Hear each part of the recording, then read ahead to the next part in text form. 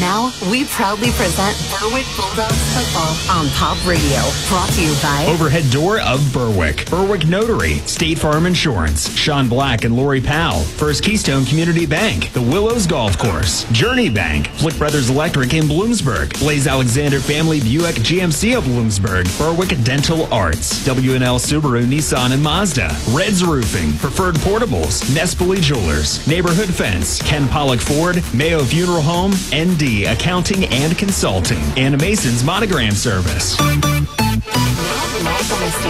Here's Jim Doyle and Andy Ulickney. Good evening from Sharkey Rossetti Stadium in Lake Ariel. It's the Bulldogs against the Wildcats of Western Wayne in a District 2 3A quarterfinal. I am Jim Doyle. I'm joined by Andy Ulickney. The producer of this broadcast is Ashlyn Walshaw. When the postseasons begin, you hope your team finished out the regular season playing their best football. That appears to be the case with the Bulldogs. Even though they come in with just a 4-6 record, and as the number 7 seed out of this 8-team tournament, they did win 3 of their last 4 games.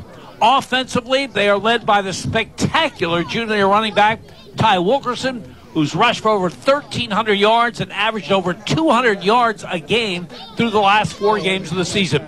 Defensively, they've been very, very good against the rush. In fact, the last 4 games, their opponents are averaging 1.4 yards a carry. So those are both good ingredients for postseason success, but tonight may be the biggest challenge the Bulldogs have faced all season long. Western Wayne is loaded. They are 9-1. They're the number 2 seed. Their loss to Mid-Valley 2 weeks ago, the only blemish on their record. This is the most experienced team Berwick has ever faced. 18 of their 22 starters are seniors, all 11 on offense. Offensively, they feature a tailback in Josh Fitton, who has over 4,600 career yards. This season averaging 9.5 yards a carry, 1,838 yards rushing, 26 touchdowns. Defensively, they are very tough as well, giving up just 14.7 points per game. Their front 3, 260 pounds, 270 pounds, 260 pounds. And at the safety positions, they have 2 terrific athletes in Sean Owens and Josh Vinton. Both of them have returned interceptions twice for touchdowns this season.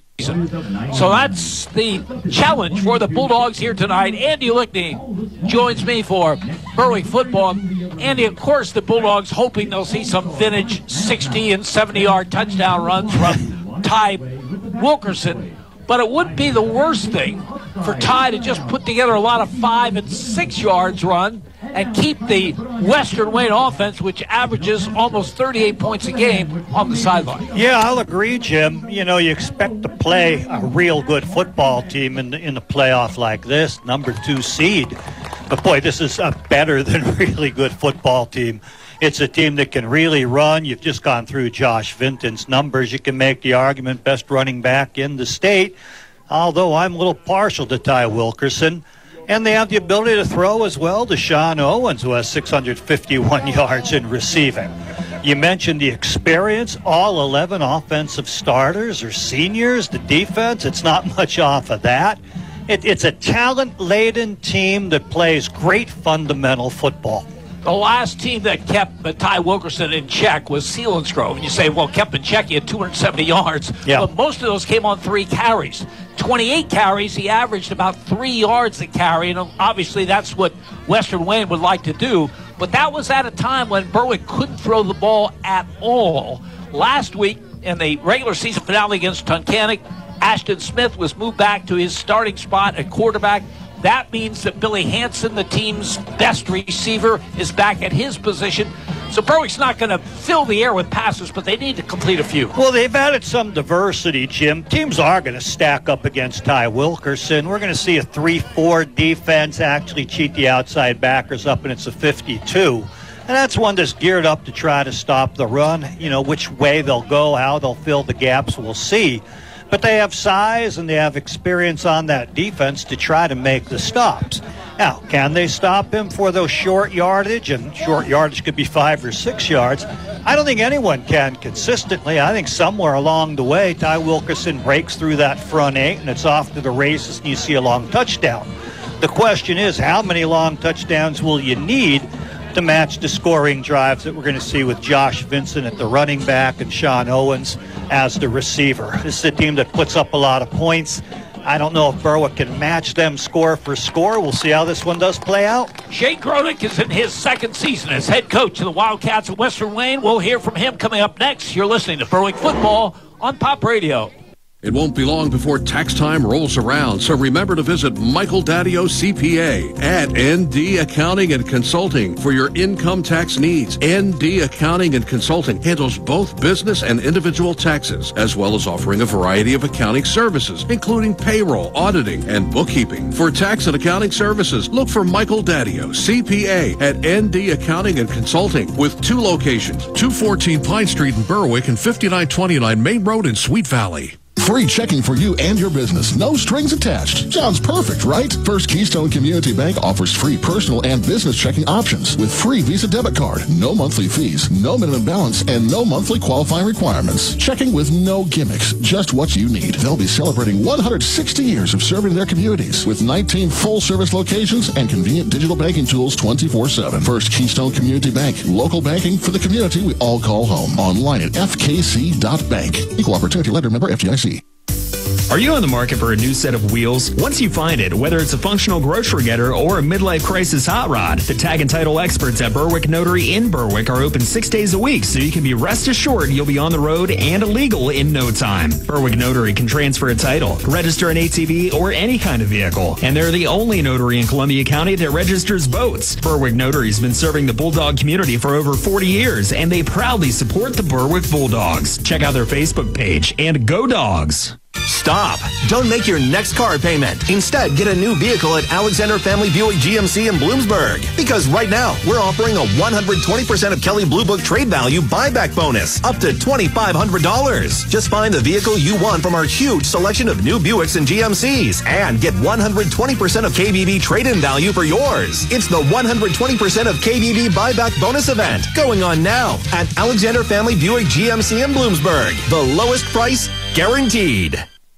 This is Berwick football coach C.J. Curry. You're listening to Bulldogs football on Pop Radio. Breezy, chilly night here at Sharkey Rossetti Stadium in Lake Ariel is the first meeting ever between the Bulldogs and the Wildcats of Western Wayne. This is a District 2 3A quarterfinal. Other quarterfinals tonight, the 8th seed Tunkhannock is at the 1st seed Scranton Prep. Number 6 Carbondale is at number 3 Wyoming Area. And the 5-4 matchup is Lake Lehman at Mid-Valley. Well, Vincent C. Wood, fine artist, and Catherine L. Kelster, Berwick class of 90, would like to thank everyone who purchased tickets for this year's raffle of Curry Way artwork. Your love of the late legendary coach George Curry raised nearly $700 for the Champions Club. 100% of that money supports the Berwick Dogs. If you weren't one of the 5 lucky winners drawn last Friday evening, expect additional opportunities to take home a copy at many upcoming fundraisers. Stadium here, only about 12 years old. The artificial turf, younger than that, as the crowd filing in here being entertained by the Western Wayne Marching Band. You know, with their 9-1 regular season record, Western Wayne earned the 2nd seed for these District 2 3A playoffs, which kick off this evening. The Wildcats' second-year head coach, Shane Grodick, on the strength of his team. Well, you know, our philosophy has always been to run the ball first, and we do that very well, as you can see by the stats of our starting tailback, Josh Vinton. But with that philosophy, is we pride ourselves in playing good, sound defense. Tell us about Josh Vinton. His numbers for this season, his numbers for his career are fantastic. What makes him a good running back? You know, Josh is, you know, he is so dedicated to his off-season workouts between the weight room, you know, speed development, just eating healthy, working out, mentally, physically, and emotionally, just the aspect of the game. He is, you know, 110% committed to being the best that he can be. And the 4 years that I've had him in high school, that's what he's been committed to. Well, now you face a Berwick team, first ever meeting between the Wildcats and the Bulldogs. They come in 4-6, but they won 3 of their last 4 and seem to be on the uptick. What do you see from them? What concerns you? Well, I'll tell you what. I mean, they're a storied program. They've won a ton of district championships, a ton of state championships. You know, they have an excellent pedigree. You know, they've had some times where they had some rough seasons, but from what I see from Berwick, they are really putting it back to what that program has always been, and they're peaking at the right time of the season. And that makes them a very dangerous team to be playing as well as they are at the end of the season. It's going to make them a very formidable team Friday night.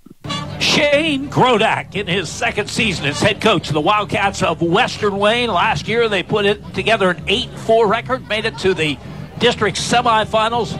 This year they are 9-1, the second seed coming into this tournament. Western Wayne against Berwick. We'll check the starting lineups when we return. You're listening to Bulldogs football on Pop Radio.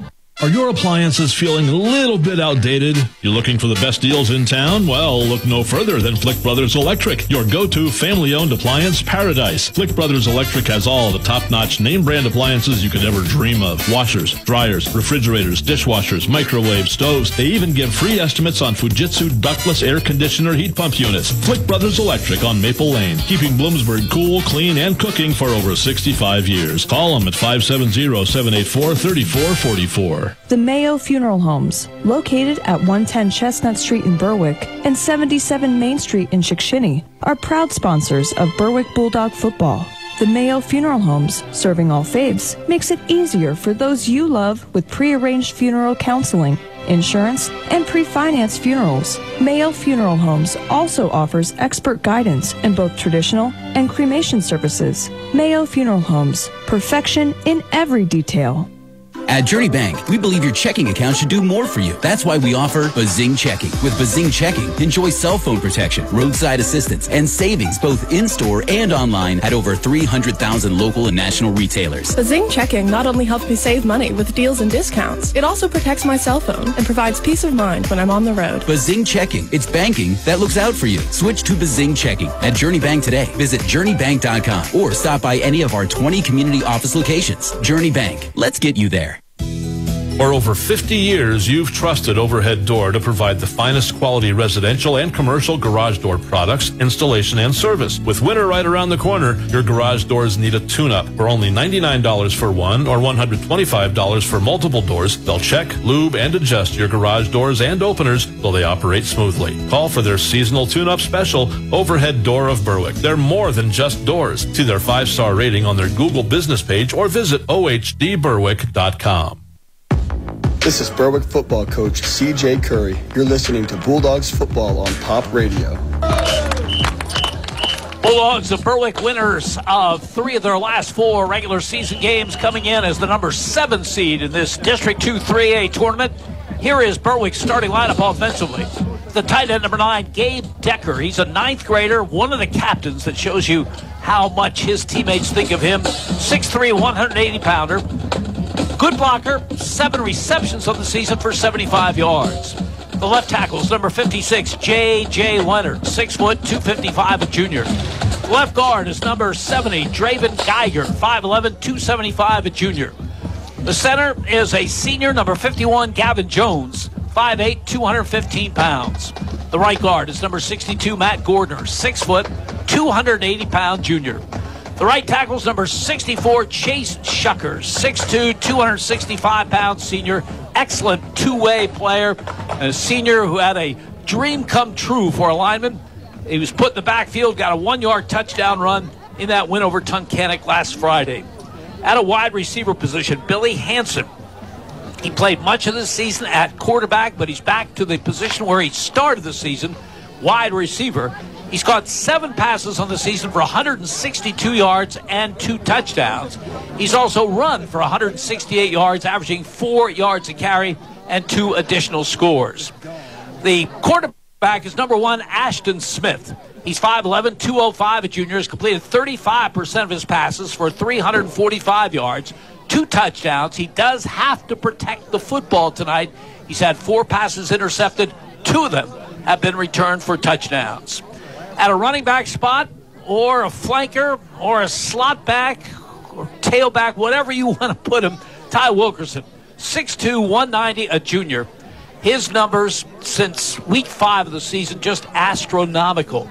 Through the first 4 games of this season, he had 15 total yards on 5 carries. In the last 4 games of the season, he has been averaging over 200 yards a game.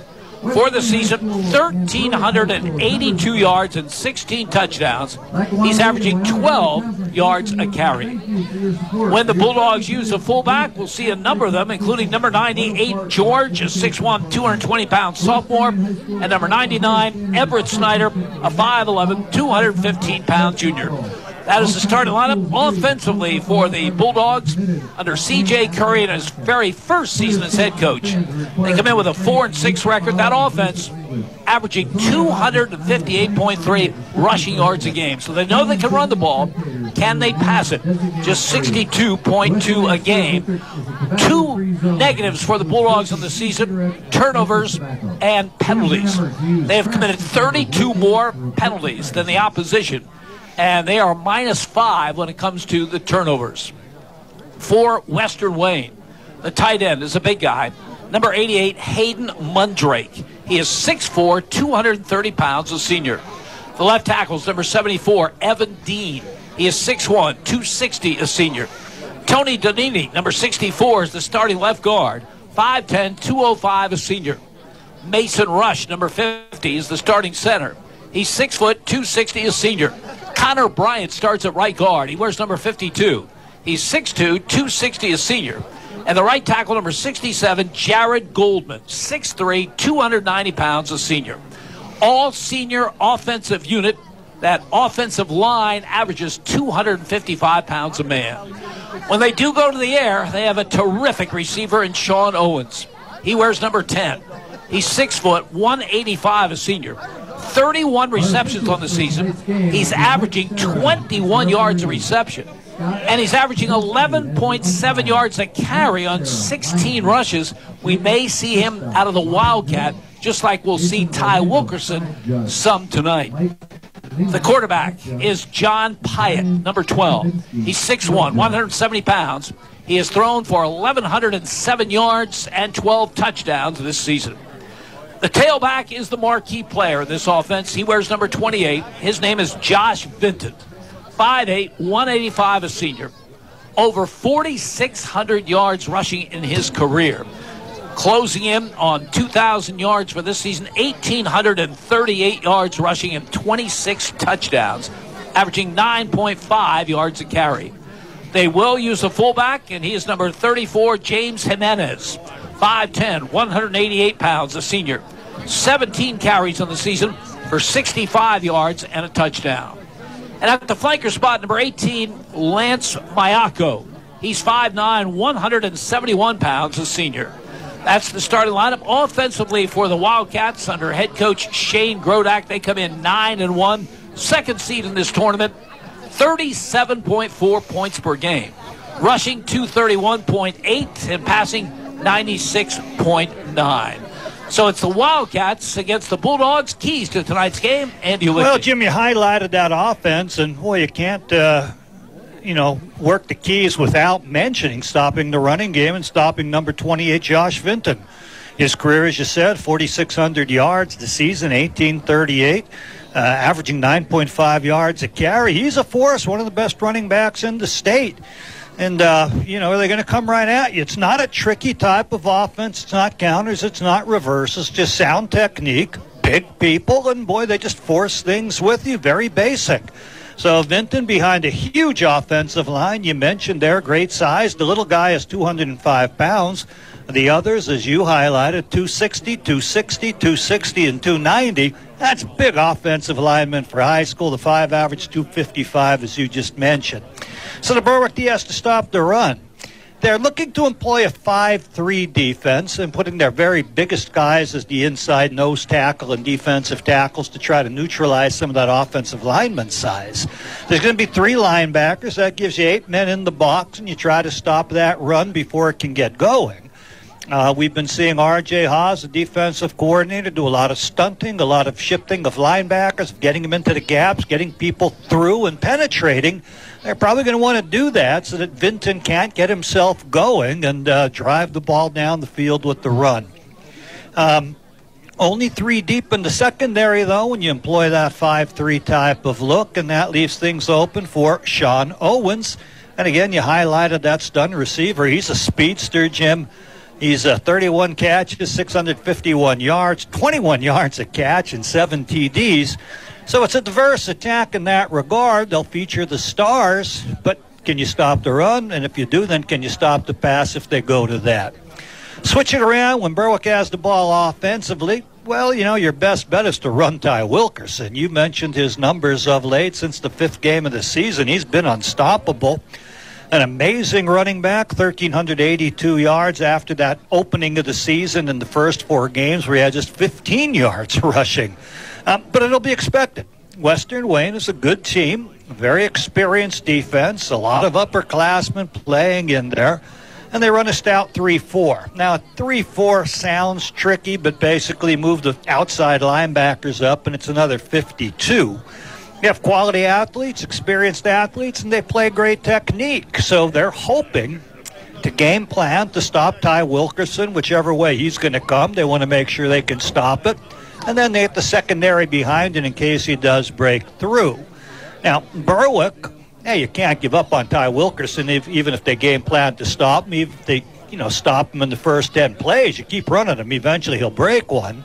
But there's going to be some more diversity in that game plan. You mentioned Ashton Smith at quarterback. He's going to look to mix in some pass.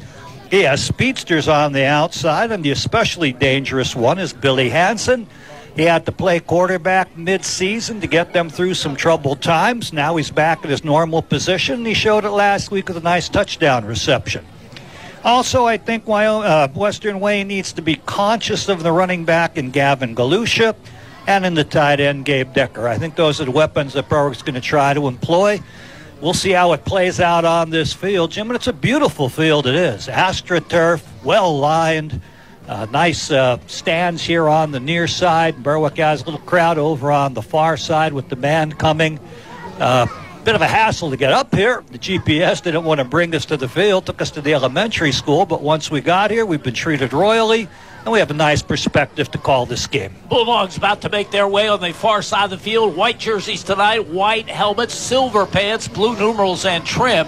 Andy, before the game, we thought maybe the wind was going to be a factor, and it still might, but it looks like it's dying a little. It's definitely going left to right. There'll be at least a slight advantage for the team kicking in that direction. Yeah, I think there will, but the American flag, the only where you see the banners or you can get a good look at the wind down to our left right now is kind of just lying down, a little bit of a breeze here and there. It did look stronger earlier, but sometime as evening hits in these fields, the wind does die down. We'll see. Andy mentioned that 5-3 defense that Berwick will employ. It will be Gabe Decker and Skylar Neville at the ends. J.J. Leonard and Nico Wadzinski will be the tackles, and the nose will be Chase Shuckers. The linebackers, as we see Western Wayne now making their way on the near side of the field. Black jerseys, black pants, black helmets, gold numerals and trim, very reminiscent of Southern Columbia. Linebackers for Berwick will be Rocco Romeo on one outside, Everett Snyder at the other, and Gavin Galusha is going to get the start inside. The secondary will be Caleb May and Billy Hansen at the corners, Alex Estrella at the safety. Now, normally Ty Wilkerson would be in that starting lineup defensively, but he's not because they're going with the 5-3 and just the 3 secondary. I'm sure we'll see him before the night's out, but it's not the worst thing to give him a breather sometime. No. Although he loves to play defense, and I love watching him play defense, Jim. In the first 4 games of the season when his offense was, very much lacking, he wasn't really part of it. I was surprised how strong he was defensively, like a missile coming up from secondary to make some hits. We'll see how they do alter the defense and what looks they lose. I'm a little concerned when you're only playing 3 deep and outside linebackers who are bigger linebackers, not coverage guys, and Rocco Romeo and Everett Snyder. that you're a little susceptible, a little vulnerable to the passing game. But I think if you give extra attention to number 10, Sean Owens, and focus on him, the others really don't have that much in the numbers. So, they have a predictable offense with the running of Josh Vinton. They have predictable passing game with passing from John Pyatt to Sean Owens. But they do it all very, very well, and you still have to stop it even if you know it's coming. Captain's meeting right now at the center of the field with the officiating crew that includes Mike Serra as the referee. Scott Tosinski is the umpire. The head linesman is Matt Serra. Jacob Schust is the line judge. Mike Lehman is the back judge. The field judge is Brian Jakubowski. And Jason Orlando, no relation to Bo Orlando, is the side judge. Yeah, we just saw the coin toss that Western Wayne won, and they deferred. Berwick has chosen to go down to the right side, so they'll be running from right to left as we view things. Berwick against Western Wayne. We'll be back with the kickoff. You're listening to Bulldogs Football on Pop Radio. Stop. Don't make your next car payment. Instead, get a new vehicle at Alexander Family Buick GMC in Bloomsburg. Because right now, we're offering a 120% of Kelley Blue Book trade value buyback bonus, up to $2,500. Just find the vehicle you want from our huge selection of new Buicks and GMCs and get 120% of KBB trade-in value for yours. It's the 120% of KBB buyback bonus event going on now at Alexander Family Buick GMC in Bloomsburg. The lowest price guaranteed. Red's Roofing, the roofing ninjas of Berwick. The roofing experts for all of our listening area. With over 30 years experience and great rates, why go anywhere else when Red's Roofing will get the job done right for your roofing, decks, and siding, specializing in metal roofs, rubber roofs, and shingles. Most of the work is done in one day. Red's Roofing, the roofing ninjas. Now located in Dushore and also serving Bradford and Sullivan counties with owner Harry Titus, a supporter of the Berwick football team and St. Jude Children's Hospital. Call 570-752-4351. Neighbor Fence Company has fencing for where you want it, serving Columbia, Montour, and Luzerne counties. Neighbor Fence provides top-quality residential and commercial fencing, vinyl, chain link, wood, aluminum, and ornamental fencing, plus vinyl railing and specialty products. Neighbor Fence Company, 1140 State Route 239 in Wapwallopen. Call 570-752-4423 or visit them online at neighborfencecompany.com. Neighbor Fence Company is a proud sponsor of local youth athletic teams.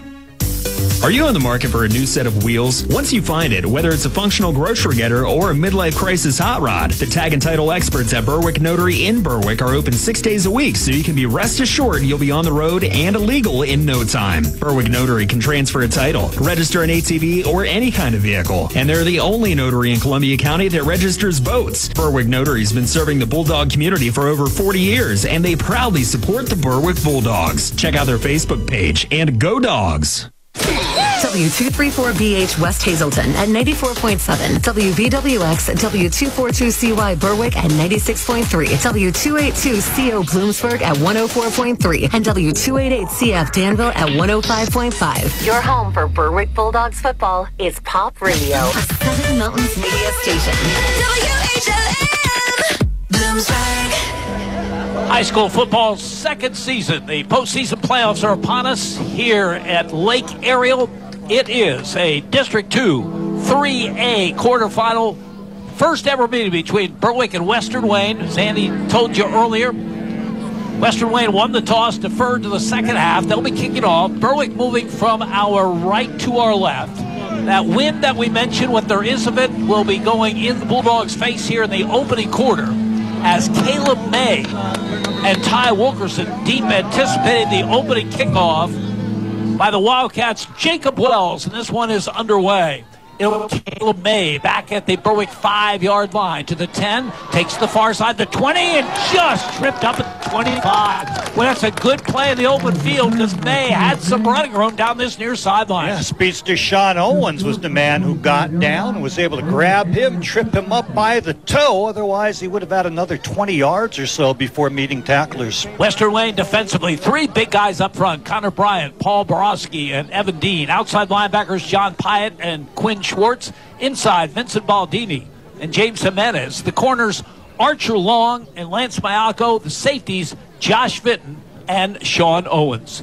1st and 10, Bulldogs. They move from our right to our left. They have it at their 25. Alex Estrella Wide left, 4 receivers to the right, and a quick out to that side, and a completion, and a gain out to the 31-yard line. So Ty Wilkerson catches the pass from Ashton Smith as the Bulldogs come out with 5 wide receivers and pick up 7. Banana bunch of 4 up to the top. Wilkerson behind them, the other 3 blocking.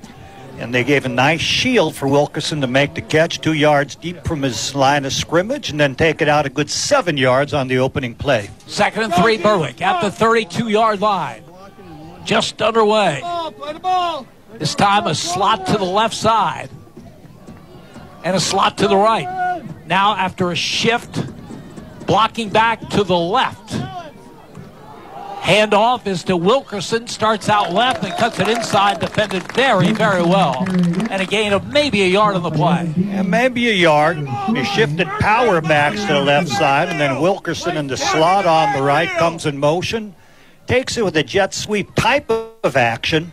Didn't want to string it out. He likes to get himself going north-south, but only a yard in the seam he chose. 3rd down and 2. First 3rd down situation of the game.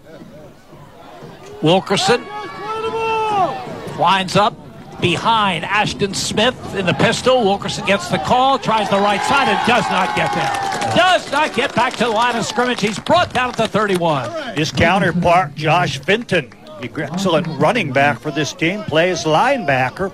Got through the seam, met him in the backfield, and was able to twist him at the knees and bring him down. So a possession that started with some promise, 7-yard gain on the opening play, ends up with a 4th and 3, and Jake Lisnock will be on to do the punting. He has missed much of this season with a concussion.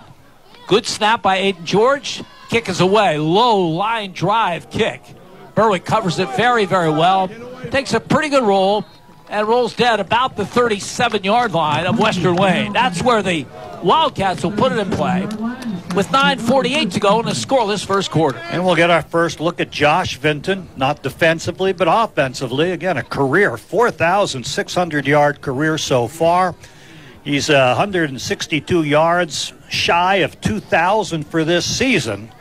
I'm sure they're going to feed him that football. Wildcats move from our left to our right in this opening quarter. 9-1, their record. Lost 2 weeks ago to Mid-Valley, the only blemish. Pyatt under center, I formation behind him, slot to the right. Vinton is the tailback. A quick out to Owens. He goes high, makes the grab, and is hit and dropped at the 39-yard line. Well, Berwick certainly knew where he was defensively. A man came up and ran by him in the backfield as he took that hitch pass. But then 2-3 other white-jerseyed Berwick players coming in to limit it to a 2-yard gain. Skylar Neville made the play. The gain is to the 40. We'll call it a 2nd down and 7. Owens, 32nd catch of the season. He's in a slot to the left. Myoka outside of him. Under center is Pyatt. Vinton, the lone running back. Toss sweep left side. First carry by Vinton, and the Bulldogs are on it. He'll get back to the line of scrimmage, and that's it. Gavin Belusha, chosen to play middle linebacker in this game, is going to be doing a lot of blitzing. He came through the A-gap on the right side. He was able to twist at that great running back, Josh Vinton, in the backfield and bring him down. 3rd down and 7. First 3rd down situation of the game for the Wildcats of Western Wayne. Slot to the right side. Wide to the right is Sean Owens. I formation behind Pyatt. 3rd down call. Pyatt back to throw. Fires to the sideline. Overshoots his man, and it's picked off. Caleb May with the interception at the Berwick 48-yard line. Man's running it out on the far right side, and he's wide, so it's a tough throw. Quarterback gets it out there and hits the top of his receiver's hands, but they go through the top of those hands to Caleb May, who comes up with the huge interception. Big turnover for Berwick. 1st and 10, Bulldogs at their own 48. May missed much of this season with injuries, but he's in there now, and he has his first interception of the season, 6th on the season for the Bulldogs, who take over in great field position, their own 48, with 8:32 to go in a scoreless first quarter. Even if the catch was made, May was going to be able to make the tackle and keep that man short, probably forcing a punt. Instead, awarded the interception. Out of the Wildcat, it goes to Wilkerson. Wilkerson off the right side gets into Western Wayne territory, a pickup of about 4. pulled a lot of people from the left side and took them all to the right to lead the way. Sort of a counter trade type of look. We're going to see where they stretch that, and they'll give them 3 yards on that. 2nd and 7, Berwick in Western Wayne territory for the first time in the game. Bulldogs just inside the Wildcats 49. Ball on the far right hash. Everything's been away from us here in the home press box. 3 receivers to the left. Smith out of the gun. Back the throw. Fires a quick out as Billy Hansen. Hansen makes one man miss and another, and is very close to the first down yardage at the 42-yard line. Everett Snyder was like a wide split end, and he came back and made a key block for Billy Hansen. So a nice hitch pass. And then behind the shield block of Everett Snyder, he's going to take it just a football length shy of the chains. 3rd down and 1. Berwick at the Western Wayne 43-yard line. As Hansen leaves the lineup, they'll go with the power formation. Wilkerson is on a wing to the left. Now after a shift, he is the tailback. Everett Snyder ahead of him. Wilkerson gets the call, has the first down and then some as he pounds down to the 40-yard line. Gabe Decker moved off to the right from a tailback position on the shift, and we also saw Everett Snyder at fullback leading the way. They power off the right side. Everett Snyder takes on the defensive end, wins that battle, kicks out, opens the C-gap, and that gives the first down yardage to Ty Wilkerson. 3rd down and 1. Wilkerson gets 2, and the Bulldogs at the Wildcat 41-yard line with a first down. Clock running, 6:48 to go in this opening quarter. This possession started with the interception by Caleb May.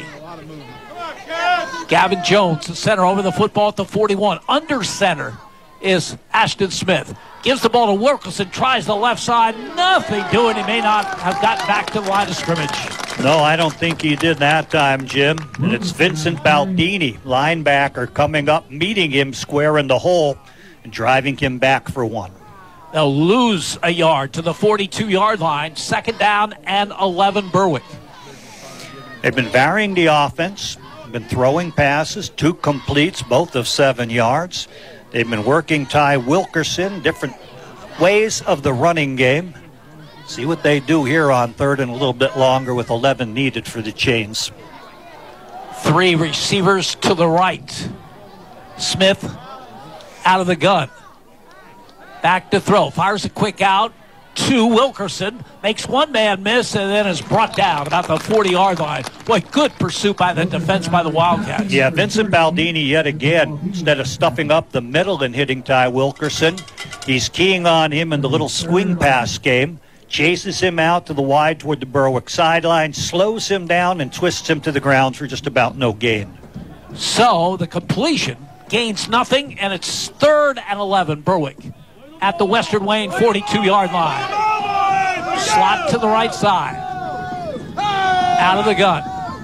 Smith, quick out to the far side to Wilkerson, and he throws it into traffic, and it's picked off down at the 8-yard line. Yes, it is. Looked like it was number 10, Sean Owens, coming up with that, Jim. He did not bite on the sideways pass. He sensed that the man was going to go down. I think it was Gabe Decker going downfield, trying to sneak his way down. So the trick play does not trick Sean Owens. Plays a great corner, reads the receiver well, gets himself in great position, and, of course, a great receiver himself. Super hands for the interception. 8th interception of the season for Sean Owens. And Western Wayne takes over at their own 18-yard line with 5:03 remaining in a scoreless first quarter. Under center, the quarterback, John Pyatt. I formation behind him. Vinton gets the call. Not much room there. Bulldogs all over the play. They'll maybe give him a yard to the 19. Berwick defense is kind of filling the gaps at the line of scrimmage on the snap. And the runner had just nowhere to go. It ends up where it's a little bit of a rugby scrum right there at the line of scrimmage. They'll get a yard or so on the play, but that's a win for the Berwick defense on first down. 2nd down and 9. Western Wayne at their own 19-yard line. Wildcats moving from our left to our right in this opening period. 4:30 remaining in the first and no score. Jimenez is the fullback ahead of Vinton. in the eye. Then gets it. He breaks free for the first time. He gets out to the 30 for a first down. Quick hitter to Josh Vinton. Yeah, Alex Estrella from safety has to come up, but he makes a good, sure, open field tackle. They'll on the first down, but good play in the secondary by Estrella. 11 yards on the carry by Josh Vinton. First down, Wildcats at their own 30-yard line. They really opened up a seam at the point of attack off of the offensive left side in that A-gap. Tony Danini right there at the point of attack. He's the little guy, just a 205-pounder. Hidden behind all those 260 and 290-pound linemen. First down, Cats at their 30. From the eye, play action, Pyatt back to throw, looking long, the ball hangs up, and it's knocked down incomplete. Terrific defense by Caleb May. It always is, Jim. Caleb May can lock on your best receiver and take him out of the game. First time they threw there, it was a tip ball off the receiver's hands, and he's able to intercept it. This time he has great position, able to get up high with him and fight for that ball and provide the incompletion. And that was that terrific wide receiver, Sean Owens. Mm-hmm. May giving up some size there. Owens at 6 foot. Caleb listed at 5'9", but he makes the play, and it's second down and 10. Western Wayne at their own 30. I formation behind Pyatt. Then gets the call. Breaks into the secondary. Good effort by him to the 35. Still on his feet out to the 37-yard line. Billy Hansen coming up hard again in the secondary, not at a linebacker, but they're doing some sort of dancing defensively at the line. Defensive end backs off, outside linebacker cheats up. Which guy do you block? Who has outside contain? Where's this guy from the secondary coming up to make the tackle? Third down and 3. Western Wayne at their own 37-yard line. John Pyatt, after every play, goes to the sideline, gets the play call. The senior quarterback will be under center on this 3rd and 3. I formation behind him. Pyatt gives the ball to Vinton. It's clobber behind the line of scrimmage. Will not get the first down. Jay Shuckers was the first man through. Matt Gordner also in that collision. They crashed. They beat the seams. Gordner goes head-to-head with Vinton in the backfield, and they're going to lose a yard or so. 4th down and 3. Shiloh Escobar back anticipating the punt from Sean Owens, who's back at his 22-yard line. Vincent Baldini does the long snapping for the Wildcats. Berwick doesn't want to jump here. Good snap. Kick is away.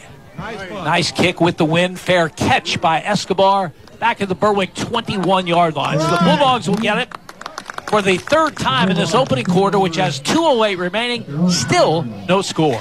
And no score is important, Jim, for Berwick to play this team to a stalemate, a team with the reputation that Western Wayne has, with all the experience they have returning, with all the stud offensive performers that they have.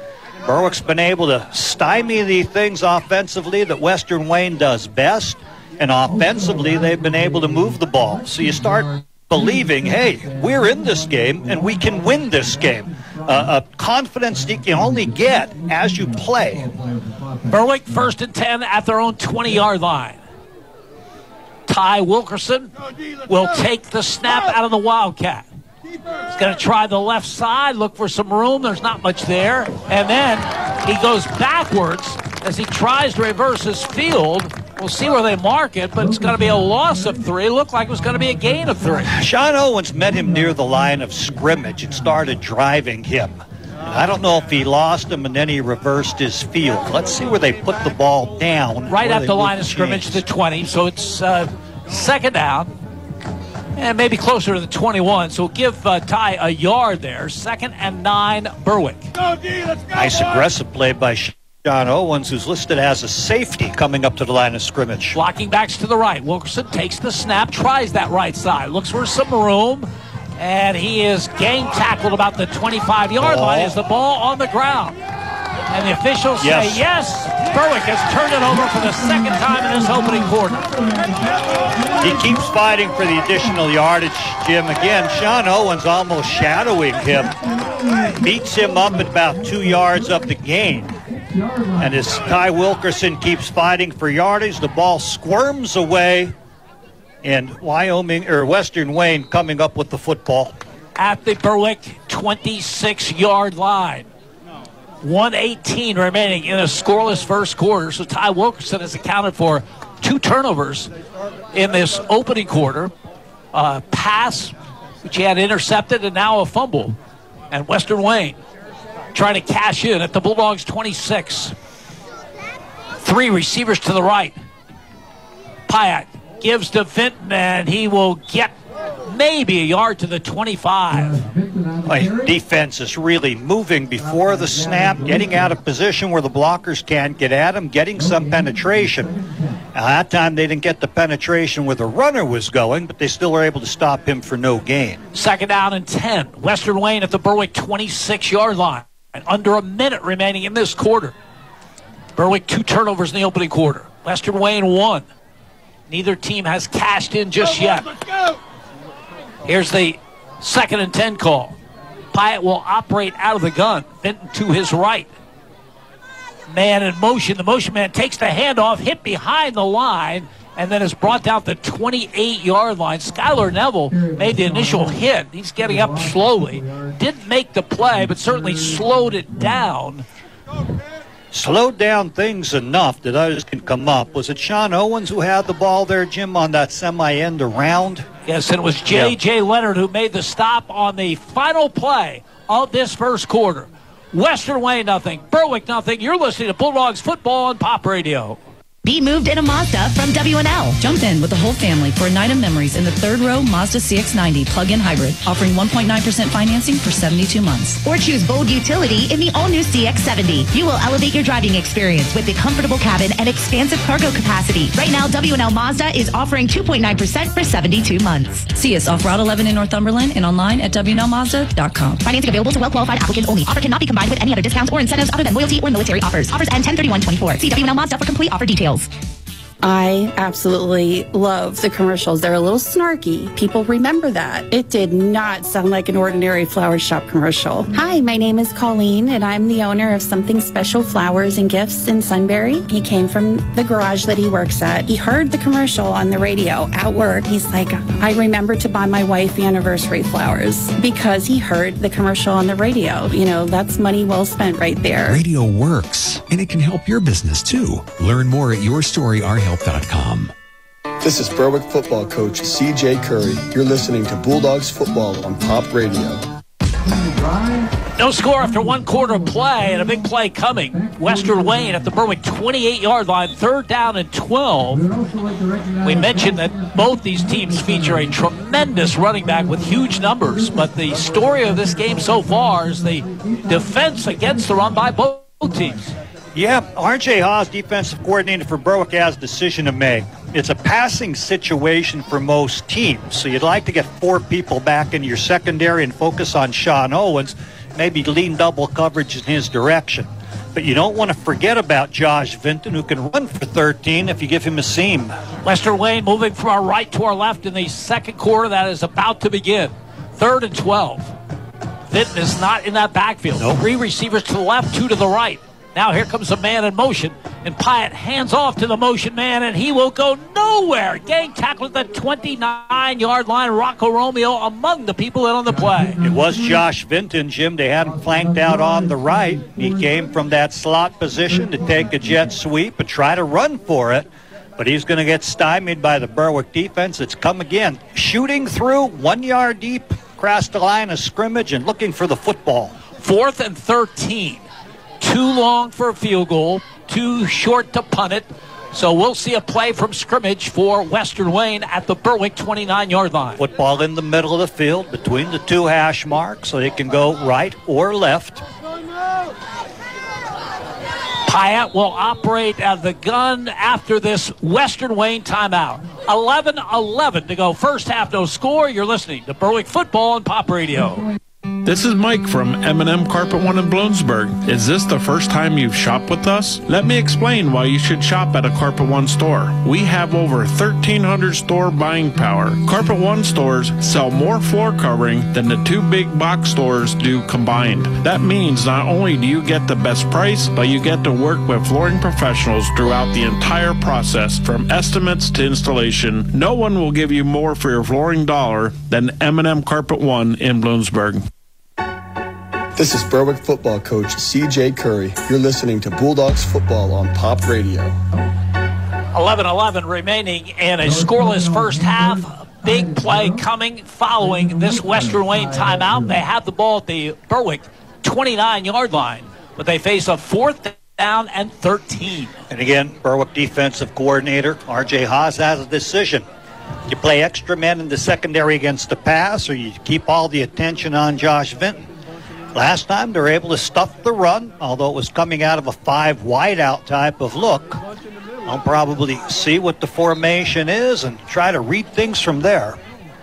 Sean Owens and Josh Vinton, the marquee players in this offense for Western Wayne. We'll see where they line up on this 4th and 13.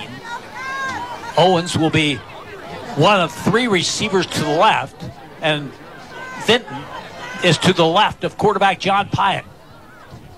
He has the shotgun snap, and he's back to throw. Big pass rush. Hit. Ball is loose, and it goes as an incompletion. They'll rule it. His arm was coming forward, but big pass rush by Berwick, and the Bulldogs will take over the football at their 29. Gavin Galusha, surprise middle linebacker in this game. Jim, a bit undersized for that position, but his quickness really makes things happen. Berwick had great pincher movement from the defensive ends, and the quarterback forced to step up. But Forsey stepped up into the blitz of Gavin Galusha, who, crumbles the arm behind him. It was one of those question marks with the arm actually coming forward, or could you rule it as a fumble? Ruled as a forward pass. Berwick will take over from the line of scrimmage. So that's a great defensive stand for Berwick. As Western Wayne had a first down at the Bulldogs 26, they give it up on the Berwick 29. Ashton Smith is the quarterback in the pistol.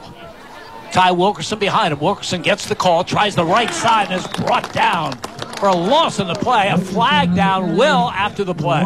Matt Gordner has a blocking back, a wing back on the left, comes to the right, sort of in a counter action, tries to trap and had a real nice block. But still Western Wayne's able to stuff the play. We'll have to check the penalty here. Pointing against Berwick. And we mentioned that has been a bugaboo for the Bulldogs all season long. They have committed 32 more turnovers than the opposition. Penalties, yeah, and penalties have hurt, Jim. You are right. If it goes as a no gain at 2nd and 10, you can make something happen.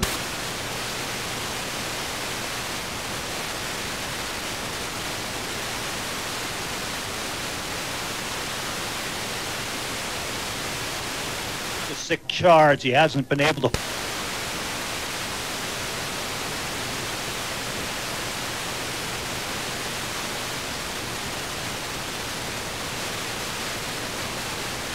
Out of the gun. Wilkerson to his left. Play action. Completes the pass to the far side. Gain to the 25 and out near the 30-yard line. Billy Hansen with the catch, Jim. Sean Owens with the tackle. Sideways pass to his left. Hansen catches it coming forward about the line of scrimmage and able to run a little bit and make up.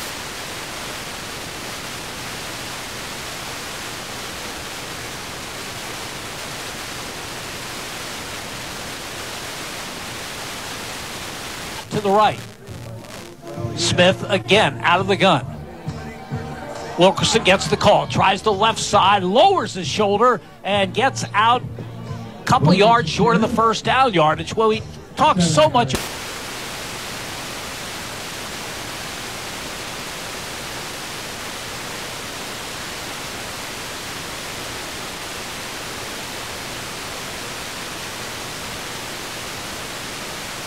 Next 3 yards of the carry, keeps it 3rd and short. 3rd down and 1. Berwick at the 38-yard line. Slot to the right. Smith out of the gun. Hands off to Wilkerson, straight ahead, the first down, and then some out near the 45-yard line. Running with authority, Jim. Hit the A-gap on the left side. Nice enough blocking, a little bit of a seam. But again, he drops the shoulders, forces a way through that tight little seam that's there, and stretches it for about a 4 or 5 yard gain. Make it 6 to the 44-yard line on a 3rd down and 1. Ty Wilkerson comes through. And Berwick, first down at their 44. 9:07 to go in a scoreless first half. Slot to the right. Estrella. Wide the other direction. Call goes to Wilkerson again, trying to sweep the left side, and he gets out to about the 47, maybe the 48-yard line. Running hard. Archer Long from the cornerback position has to come up and eventually put the stop to him. But he used his speed, a little bounce out wide, turned it into a sweep, even though he was on the short side of the field. And another penalty against Berwick. Oh, this is just so frustrating. Bulldogs have shot themselves in the foot so many times during the course of this season, and it continues into the postseason. Holding call along the line of scrimmage. So it'll be, again, one of those 1st and 20-yard setups with down and distance. Wilkerson now lines up in a slot to the right side. Galusha is the running back to the right of Ashton Smith. Fake to Galusha. Pass is high, but he has a man caught and then takes a big hit on the far side at about the 42. Yeah, hit it out there to Caleb May, Jim. We haven't seen him with receptions this year. Just his second. Yeah, he has the speed if he can go, but he had to go high in order to catch it. He caught it at 7 yards and almost decapitated at that point, but he bounces up. 2nd and 13, Berwick. Gavin Jones, the center, over the football at the Bulldog 41. Again, Galusha, the running back. Fake to him. A pass into traffic, incomplete, intended for Ty Wilkerson. And a dangerous pass there. Yeah, in traffic, but low. It's often hard to intercept a low pass. They wanted to get it out there to Ty Wilkerson where he can make something happen in the open field. But too many people surrounding him as he draws attention from the defense. 3rd and 13, Berwick at their 41-yard line. You'd like to make it, of course, but you want to avoid the turnover. Bulldogs have had a couple in this opening half.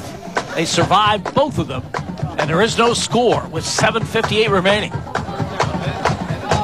3 receivers to the right, including Hansen and Wilkerson. Rolling that way is Smith. Dumps it out here to Galusha. It's a little beyond his reach. Goes incomplete. Not sure it was going to get anywhere near the first down. Covered pretty well by the Wildcats. And the punt team on for Berwick. Yeah, a little swing pass to the running back. Galusha will tell you he probably should have been able to field that, but he needed to catch it and keep running at the same time. A little too much to focus on all of that, and this will set up the punt.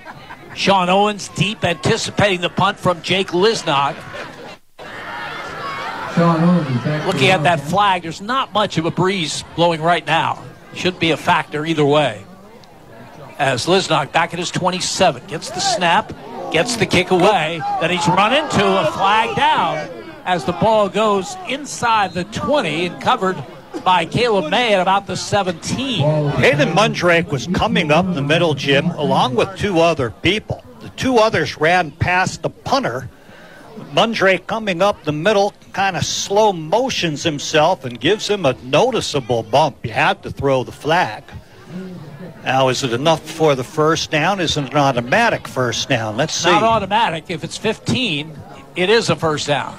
And they seem to be moving the chain, so it is a 15-yarder. No, wait a minute. No, it wouldn't be a first down. It was a running into the kicker, not a roughing the kicker. So Berwick was not to get the first down. A pretty good punt by Lisnock. So the ball will go over to Western Wayne at their 22-yard line. I saw the chains moving from far up the left, well up, but they were moving on a declined penalty.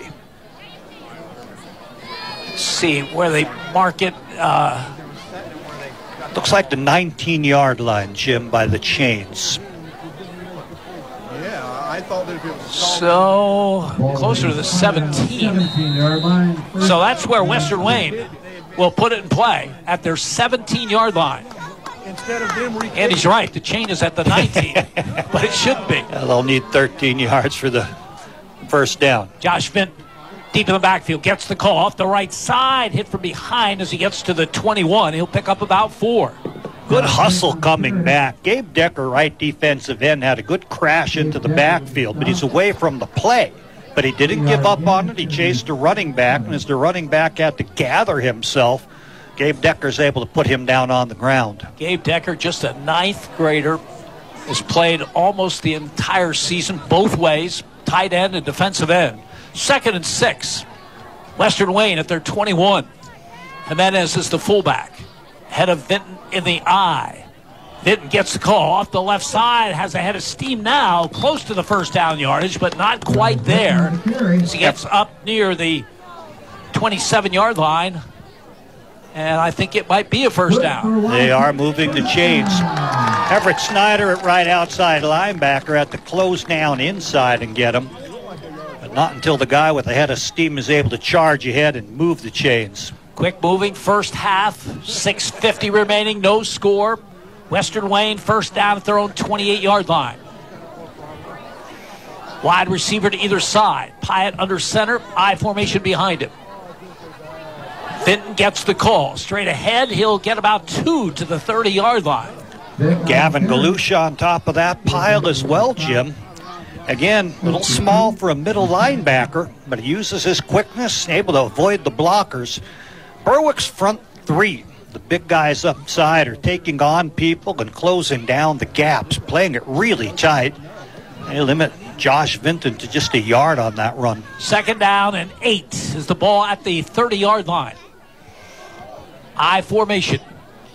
Berwick showing blitz, then they back off. Vinton gets the call off the right side. Has some running room, has the first down of the 40 and out near the 45-yard line. Josh Vinton with the carry. Is there a flag on the play?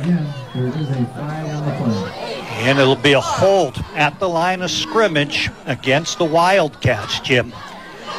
Boy, he's getting better with each carry, Jim. You can see he's kind of getting into more of a rhythm. The blockers are getting a little stronger. He himself is getting stronger at breaking tackles. Hit off the right side, freed himself, went up the side, and eventually Billy Hansen has to knock him out of bounds from his safety position. But Berwick will accept that penalty from near the original line of scrimmage and take it 10 yards. Well, face mask against Berwick, holding against Western Wayne. Wash him out. 2nd and 9 coming up. What are we at, the 31? No, 30-yard line. 30-yard line. 5:56 to go, scoreless first half. District 2, 3A quarterfinal. The winner to face the winner of tonight's game between Carbondale and Wyoming area. Next week in the semis. Here's a 2nd down call from the 30. Pyatt back to throw. Fires a quick out to the far side. Nice catch for a first out to 39-yard line. That pass was high, and Sean Owens went up and made the grab, took a hit, and hung on. Caleb May on top of him, Jim. Hits him about a yard short, but as the man comes down, he regains his footing and is able to push himself ahead to get the chains. So they needed 8, they got 9 on the catch by Owens. Came into the game with 31 catches on the season. Yeah. Officials have stopped the clock. We'll see why. Unsportsmanlike conduct on Western Wayne. I heard number 10, that would be Sean Owens, Jim. So apparently he went up, came down, took the hit, fought for the yard, and then something after that. So they'll give them the first down, and after the play, the 15-yard penalty. So a 1st and 25 coming up with poor field position. That is a huge penalty against the Wildcats. He made a great play. I mean, he really had to go high to make the catch while taking the hit from Caleb May. Get a little too excitable after the play ends, though. Owens now is wide to the left. Billy Hansen on him. Boy, that's a terrific matchup there. Officials have really slowed things down. Why are we... Oh, the chain crew. They were way downfield. I guess it's not a 1st and 25. No. I thought it was after the play, but apparently they're calling it as part of the play. So it'll be 1st and 10 for the Wildcats back at their 24-yard line. So he earned the first down, and then the penalty from there. I formation. Berwick showing blitz, came across, and just handed Western Wayne 5 more yards. They've been doing a lot of dancing, Jim, and it's been working for them. They're doing a lot of defensive movement prior to the snap. They sometimes switch outside linebacker and defensive end in position and responsibility. They sometimes move the inside linebacker up to the line of scrimmage, sometimes back somebody else off. Now, this time, though, that movement caused them to jump over. 1st and 5 for the Wildcats at their own 29. They move from our right to our left in this second quarter, which has 5:24 remaining. Berwick again showing blitz. Vinton gets the call, tries the left side, battles for what he can get. It's about 4 out to the 33-yard line. Nico Lonsinski really had a good hold of him, though, near the line of scrimmage. But as you mentioned, this running back does not stop. He keeps pushing the legs, pushing the legs. 4 yards on that carry to the 33. 2nd down and 1 for the Wildcats. Under 5 minutes now remaining in this first half. Still no score. Owens wide right. Mayako wide left. But on 2nd and 1, look for Vinton. He gets the call. Looking for the first down yardage. I'm not sure he got it. And Berwick really meeting people at the line of scrimmage and not giving any type of room. J.J. Leonard playing that one very tough, stuffing things right at the line of scrimmage, and I don't see a gain, and they're not moving the chains. 3rd down and 1. We mentioned the size and experience of this offensive line for the Wildcats, but right now, Berwick winning that line of scrimmage. Yeah, Berwick offsetting some of that size by its movement prior to the snap, Jim. 3rd down and 1.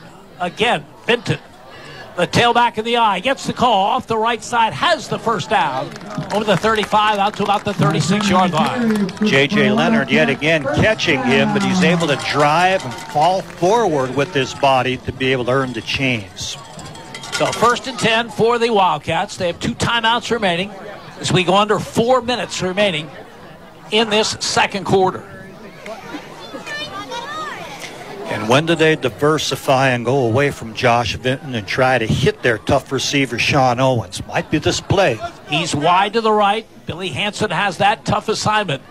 Pyatt's going to come the other way. No, he's got Owens on this side, and Owens gets out to midfield to the Berwick 49-yard line. Owens was lined up to this side, got the quick hitter, and he is very, very athletic. He can make a short play, gain a lot of yardage as he gets 15 yards and a first down at the Berwick 49. Yeah, as a corner, you have to recognize the speed and play 10 yards off him. So when he's going to run a 5-yard hitch or a skinny little post at that point and have a little momentum going, he's tough.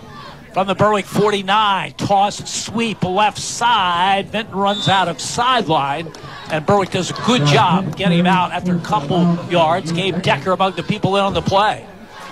Yeah, trying to march. It looks like 2 to 3 on that. You know, Berwick's given up just 37 yards to Josh Vinton. I have to count the carries, but it looks to be 12 to 15 at this point. Can't complain about that rush defense. 2nd and 8. Western Wayne at the Berwick 47-yard line. Owens wide right. Mayako wide left. Call goes to Vinton off the right side, hit behind the line, and still gets the first down the Berwick 39-yard line. Galusha got great penetration, hit Vinton behind the line of scrimmage, but you don't get 4,600 career yards without being a tough runner. He is all of that, got 8 in the first down. Yeah, Galusha blitzing again through the A-gap, meets him 2 yards deep in the backfield. The collision's there, but you're not able to bring Josh Vinton down. He bounces off to the right side, breaks another tackle, and stretches it beyond the chains. Gain of 8 on the play. First down. Western Wayne at the Berwick 39-yard line. 2:38 to go in the half. Again, the I formation behind Pyatt, who's under center, and toss, sweep left side. Vinton trying to get the corner and ridden out of bounds. Let's see where they mark it. I think around the 44-yard line. Gabe Decker on the outside eventually pushes him out of bounds, but not until Vinton gets 6 yards. He now has 51 on the game. Excuse me, the 34-yard line. So it's a 5-yard pickup. 2nd down and 5 for Western Wayne. Their offensive line is coming to life, plus some of the play selection. They're hitting the perimeter a little bit more with Josh Vinton. Baldini is in there at a fullback spot. He's been alternating with Jimenez. Vincent Baldini. The officials stop play. Tying a shoe back there. It's number 13 for Berwick, Al Castrella. He looked like he was ready to run off, but he's fighting that shoe on. Saw a lot of that in the pro and college games during the week, Jim. He just can't work the heel in there. As Julian Howie started on, Estrella says, I'm okay. I got the shoe tied. 2nd and 5. Western Wayne at the Berwick 34. Vinton gets the call. Off the left side, Gabe Decker wraps him up as he gets 3 to the 31. Yeah, but he's getting it with momentum, and the defensive end has to crash down into the C gap to make the play. They need a 3rd down play here, and Jim, I think that we're going to see Western Wayne in 4-down territory. Yeah, 3rd down and about 3 as they mark the ball at the 32-yard line. 2 timeouts left for the Wildcats. Clock running, 1:45 to go in a scoreless first half. Have to keep an eye on the clock, Jim. They're not stopping the time with all these running plays. Wide receiver to either side. 3rd and 3. Toss, sweep right side to Vinton. He's got the corners, got the first down and then some. Down to the 22-yard line. That time they got him outside quickly. Berwick a little late to react. They mark it at the 23. That's a 9-yard pickup and a first down. Yeah, they're working him a little bit more on the perimeter, Jim, while Berwick's been able to stunt and clog up things on the inside. They're more effective with these perimeter plays. From the 23-yard line. Toss, sweep to the other side to Vinton. This time Berwick is there, but he still gets ahead for a couple as the clock goes under a minute. Western Wayne will call timeout. 59 seconds to go, first half, no score. You're listening to Bulldogs football on Pop Radio. Stop.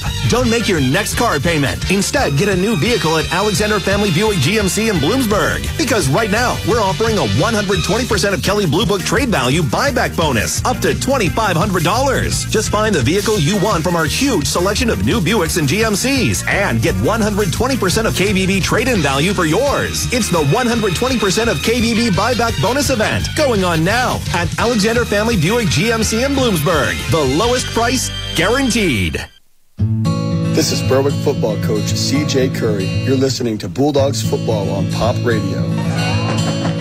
No score in the game, but this is quite a drive by Western Wayne. This will be the 16th play coming. It's now at the Berwick 22-yard line. This drive started at the Wildcats 17. 59 seconds remaining in the half. 1 timeout remaining for the Wildcats. And you wonder they have enough time to keep this running drive going and take it into the end zone. They keep gaining yardage, gaining yards. But if you're running 15 seconds of play with only 1 timeout, you don't make the end zone. See how they play it. Excellent wide receiver, of course, and Sean Owens. We'll see where they put him as a 2nd down and 9 at the Berwick 22. Owens will split wide to the right. Billy Hansen on him. I formation. 2nd and long. Pyatt under center. Play action. Back to throw. Big pass rush. Comes to this near side. Incomplete. Want to set up a screen to Vinton. And rolling right was Pyatt. Lots of pressure on him. I think when you fake it to Vinton, people are going to tackle him, Jim, whether he has the ball or not. So he was never able to get out here to the left to get into the screen. Pyatt really throwing it sort of against his body and you know, kind of back. Dangerous type of pass, but no one in the area except his own lineman. Now it's 3rd down and 9 at the Berwick 22.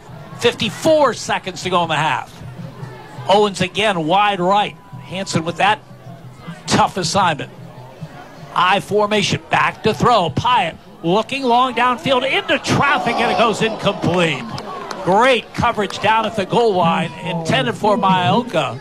And one of the Berwick defenders is down. A collision, I think it's Alex Estrella, as he collided with Caleb May. Terrific coverage by Berwick. Yeah, they had double coverage on the man here on the left side, approaching the pylon at the end zone.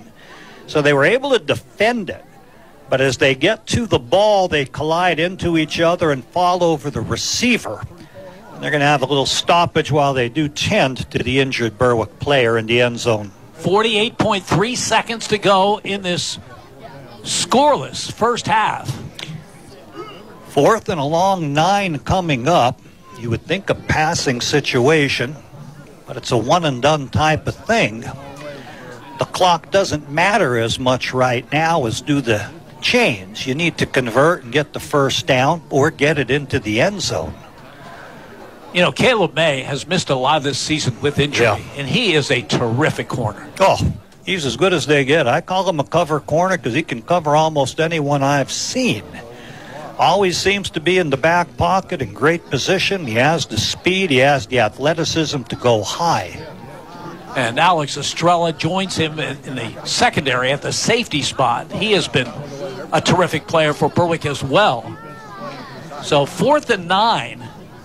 It's a tribute to this Berwick defense that the Wildcats are going to the air so much in this first half. Yeah, I think they're forced to also because of the time that's left on the clock, Jim. I mentioned when you start counting down how many running plays can you get before this under a minute would run out on you. So they're forced into some passing situations. They have only the one timeout left. Now, at this point with a 4th down play, you're not too worried. You need to get to the chains, and if you have to use your timeout, you use your timeout there. Both teams huddled with their coaches near their sidelines as the trainers still work with the Berwick player. And they're slowly going to get him up. And it is number 13, Alex Estrella, who was down in the corner after that collision, walking pretty well. He'll have to come out for at least this play and maybe for the rest of the half, but I think we might see him back in the second half. Well, this is a huge play for him not to be in there, though. Yeah. 4th and 9, obvious passing situation, 48.3 seconds to go in the half. Western Wayne at the Berwick 22-yard line. Julian Howie has entered the secondary. See Billy Hanson playing at a corner. So maybe the biggest play of this half. Scoreless. 4th and 9. Western Wayne at the Berwick 22-yard line. Pyatt will operate out of the gun. Vinton to his left. Man in motion to the right. Pyatt back to throw. Looking long over the middle. The ball's tipped and incomplete. Intended for Maioka. Berwick got a hand on the football. They'll take over the ball. Outside linebacker Rocco Romeo, Jim, number 33, dropping but not quite to the flat. He sensed that they were curling underneath him. Then he read the quarterback's eyes, stepped in that direction, got a finger on the ball to knock it off its trajectory. How many times do you see a team with a 19-play drive come up with no points? Ooh. That's what just happened to Western Wayne. Very deliberate drive, and they had to overcome some penalties within that drive. They were able to. Berwick now with just 43.6 seconds left in the half. Probably be relatively conservative. I'd say really conservative. Yeah. And I don't blame them one bit. They're going to feel very good about themselves going in to the half house against the number 2 seed team in this tournament and dead even at 0. As Ashton Smith takes the snap, goes down on one knee. One more snap remaining, or do they? Did Western Wayne use a timeout? 25-second clock has more on it than the clock. So that is the end of the first half of play with the score. Berwick 0, Western Wayne 0. You're listening to Berwick Football on Pop Radio. Are your appliances feeling a little bit outdated? You're looking for the best deals in town? Well, look no further than Flick Brothers Electric, your go-to family-owned appliance paradise. Flick Brothers Electric has all the top-notch name-brand appliances you could ever dream of. Washers, dryers, refrigerators, dishwashers, microwave stoves. They even give free estimates on Fujitsu ductless air conditioner heat pump units. Flick Brothers Electric on Maple Lane, keeping Bloomsburg cool, clean, and cooking for over 65 years. Call them at 570-784-3444. Are you ready to unlock the power of local storytelling for your business? The Columbia Montour Chamber of Commerce invites you to the Business Leadership Forum, Wednesday, November 6th at the Pine Barn Inn in Danville. Hear from businesses like Aloysius Butler and Clark, Knoebels, and Welch Consulting as they share about the tools and resources that have helped to make them successful. Connect with their stories and learn how to tell your own. Whether you're a chamber member or not, this is your chance to connect, learn, and thrive. Reserve your spot today at ColumbiaMontourChamber.com. Mason's Monogramming has the largest selection of Bulldog items in Berwick. Family owned with more than 35 years experience. And new Bulldog wear for every age, including t-shirts, sweatshirts, jackets, polos, hats, and more. They even make online fundraising easy for you. Stop in today to discuss your next fundraising opportunity. You can also shop at masonsmonogramming.com for their new inventory and select in-person pickup or shipping right to you. Follow their Instagram at Mason's Monogramming for their latest new items. Mason's Monogram Service in Berwick. Let them personalize for you. At Journey Bank, we believe your checking account should do more for you. That's why we offer Bazing Checking. With Bazing Checking, enjoy cell phone protection, roadside assistance, and savings both in-store and online at over 300,000 local and national retailers. Bazing Checking not only helps me save money with deals and discounts, it also protects my cell phone and provides peace of mind when I'm on the road. Bazing Checking. It's banking that looks out for you. Switch to Bazing Checking at Journey Bank today. Visit journeybank.com or stop by any of our 20 community office locations. Journey Bank. Let's get you there. It's time for the Berwick Bulldogs halftime show on Pop Radio. Brought to you by W&L Subaru, Nissan, and Mazda. Discover the W&L difference today. Halftime from Sharkey Rossetti Stadium in Lake Ariel. This is a District 2 3A quarterfinal.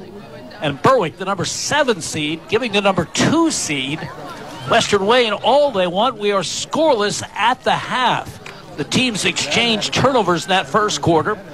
Caleb May with an interception near midfield for Berwick. Sean Owens with an interception for Western Wayne. At one point in the second quarter, Western Wayne had a first down at the Berwick 26-yard line, but that defense for Berwick, it was outstanding in the first half.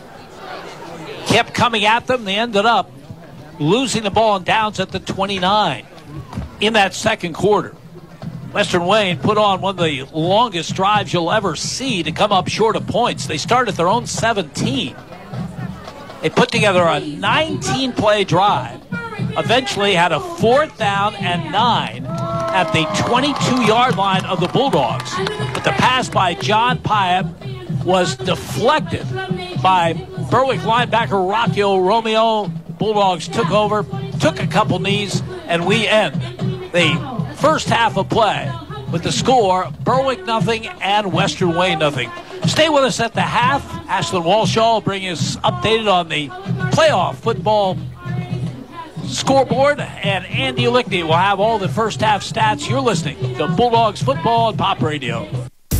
Are you in the market for a new set of wheels? Once you find it, whether it's a functional grocery getter or a midlife crisis hot rod, the tag and title experts at Berwick Notary in Berwick are open 6 days a week, so you can be rest assured you'll be on the road and legal in no time. Berwick Notary can transfer a title, register an ATV or any kind of vehicle, and they're the only notary in Columbia County that registers boats. Berwick Notary's been serving the Bulldog community for over 40 years, and they proudly support the Berwick Bulldogs. Check out their Facebook page, and go Dogs! Be moved in a Mazda from W&L. Jump in with the whole family for a night of memories in the third row Mazda CX-90 plug-in hybrid, offering 1.9% financing for 72 months. Or choose bold utility in the all-new CX-70. You will elevate your driving experience with a comfortable cabin and expansive cargo capacity. Right now, W&L Mazda is offering 2.9% for 72 months. See us off Route 11 in Northumberland and online at WNLMazda.com. Financing available to well-qualified applicants only. Offer cannot be combined with any other discounts or incentives other than loyalty or military offers. Offers end 10/31/24. See W&L Mazda for complete offer details.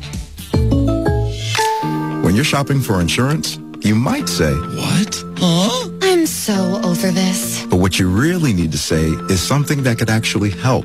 Like a good neighbor, State Farm is there. When you get a local State Farm agent, they can help make it easy and help you choose the coverage you need. Plus, they're available online, over the phone, or even in person. I'm so into this. Visit your Berwick State Farm agents, Sean Black at InsureBerwick.com and Lori Powell at LoriPowell.net. Red's Roofing, the roofing ninjas of Berwick. The roofing experts for all of our listening area. With over 30 years experience and great rates, why go anywhere else when Red's Roofing will get the job done right for your roofing, decks, and siding. Specializing in metal roofs, rubber roofs, and shingles. Most of the work is done in one day. Red's Roofing, the roofing ninjas. Now located in Dushore and also serving Bradford and Sullivan counties with owner Harry Titus, a supporter of the Berwick football team and St. Jude Children's Hospital. Call 570-752-4351. W234BH West Hazelton at 94.7, WBWX W242CY Berwick at 96.3, W282CO Bloomsburg at 104.3, and W288CF Danville at 105.5. Your home for Berwick Bulldogs football is Pop Radio, a Seven Mountains media station. WHLN Bloomsburg.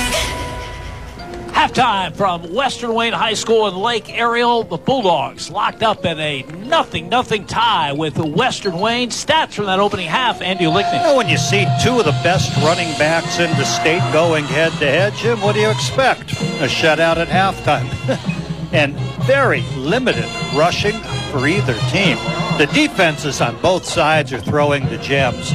The Berwick defense has held Western Wayne to just 62 yards rushing.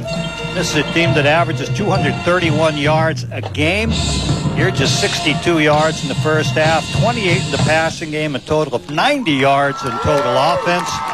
Berwick is able to come up with 49 yards in total offense, 17 on the ground and 32 in the air. Let's start with Western Wayne. Their running back stud is Josh Vinton. Came into this game with over 4,600 yards total in his career, needing 162 for 2,000 on this season. Berwick is doing a masterful job, although he's been sort of gaining momentum as the game's been played. He's had 18 rushes for 64 yards. And that's a strong defensive effort by the Berwick front to keep him in check with just 64 yards. The only other runner, Sean Owens, came in motion, did a little end-around action, lost 2 yards on that. So 64 for Vinton, minus 2 for Owens. 19 rushes, just 62 yards here at halftime. Passing, John Pyatt, 3 of 9. 1 was intercepted. He has 28 yards. Sean Owens has the catches, all 3 of them. Total of 28 yards for him. There have been some battles with Caleb May and Billy Hansen. And Sean Owens has won 1 or 2 of them here and there. Guy you have to keep an eye on. But so far, they've kept him in check. 28 yards in the air. All 3 catches to Sean Owens. 62 on the ground. A total of 90 yards here at halftime in total offense for the Western Wayne Wildcats. And again, to put it in perspective, 90 yards, they made 180 if a full game was played at this pace. This is a team that gets 332 yards a game. So Berwick throwing out a defensive gem so far. For Berwick, I think they've expected more on the ground. They've been feeding Ty Wilkerson. Boy, Western Wayne's been playing tough defense. 11 carries in all for the Berwick offense for 17 yards. That includes 2 kneel downs by the team at the end of the half. Ty Wilkerson has the rest of the runs. 9 rushes for 19 yards. He's just finding it hard to break on through that front 8 as they're playing 8 up in the box and playing it tough. Passing, we're looking at Ashton Smith overall. The team is 5 of 8 with 1 interception for 32 yards. Now, the interception wasn't Ashton Smith. He threw a sideways pass, I believe, to Billy Hansen, who threw it deep downfield, and there was a great defensive play by Sean Owens in the secondary to take that one away.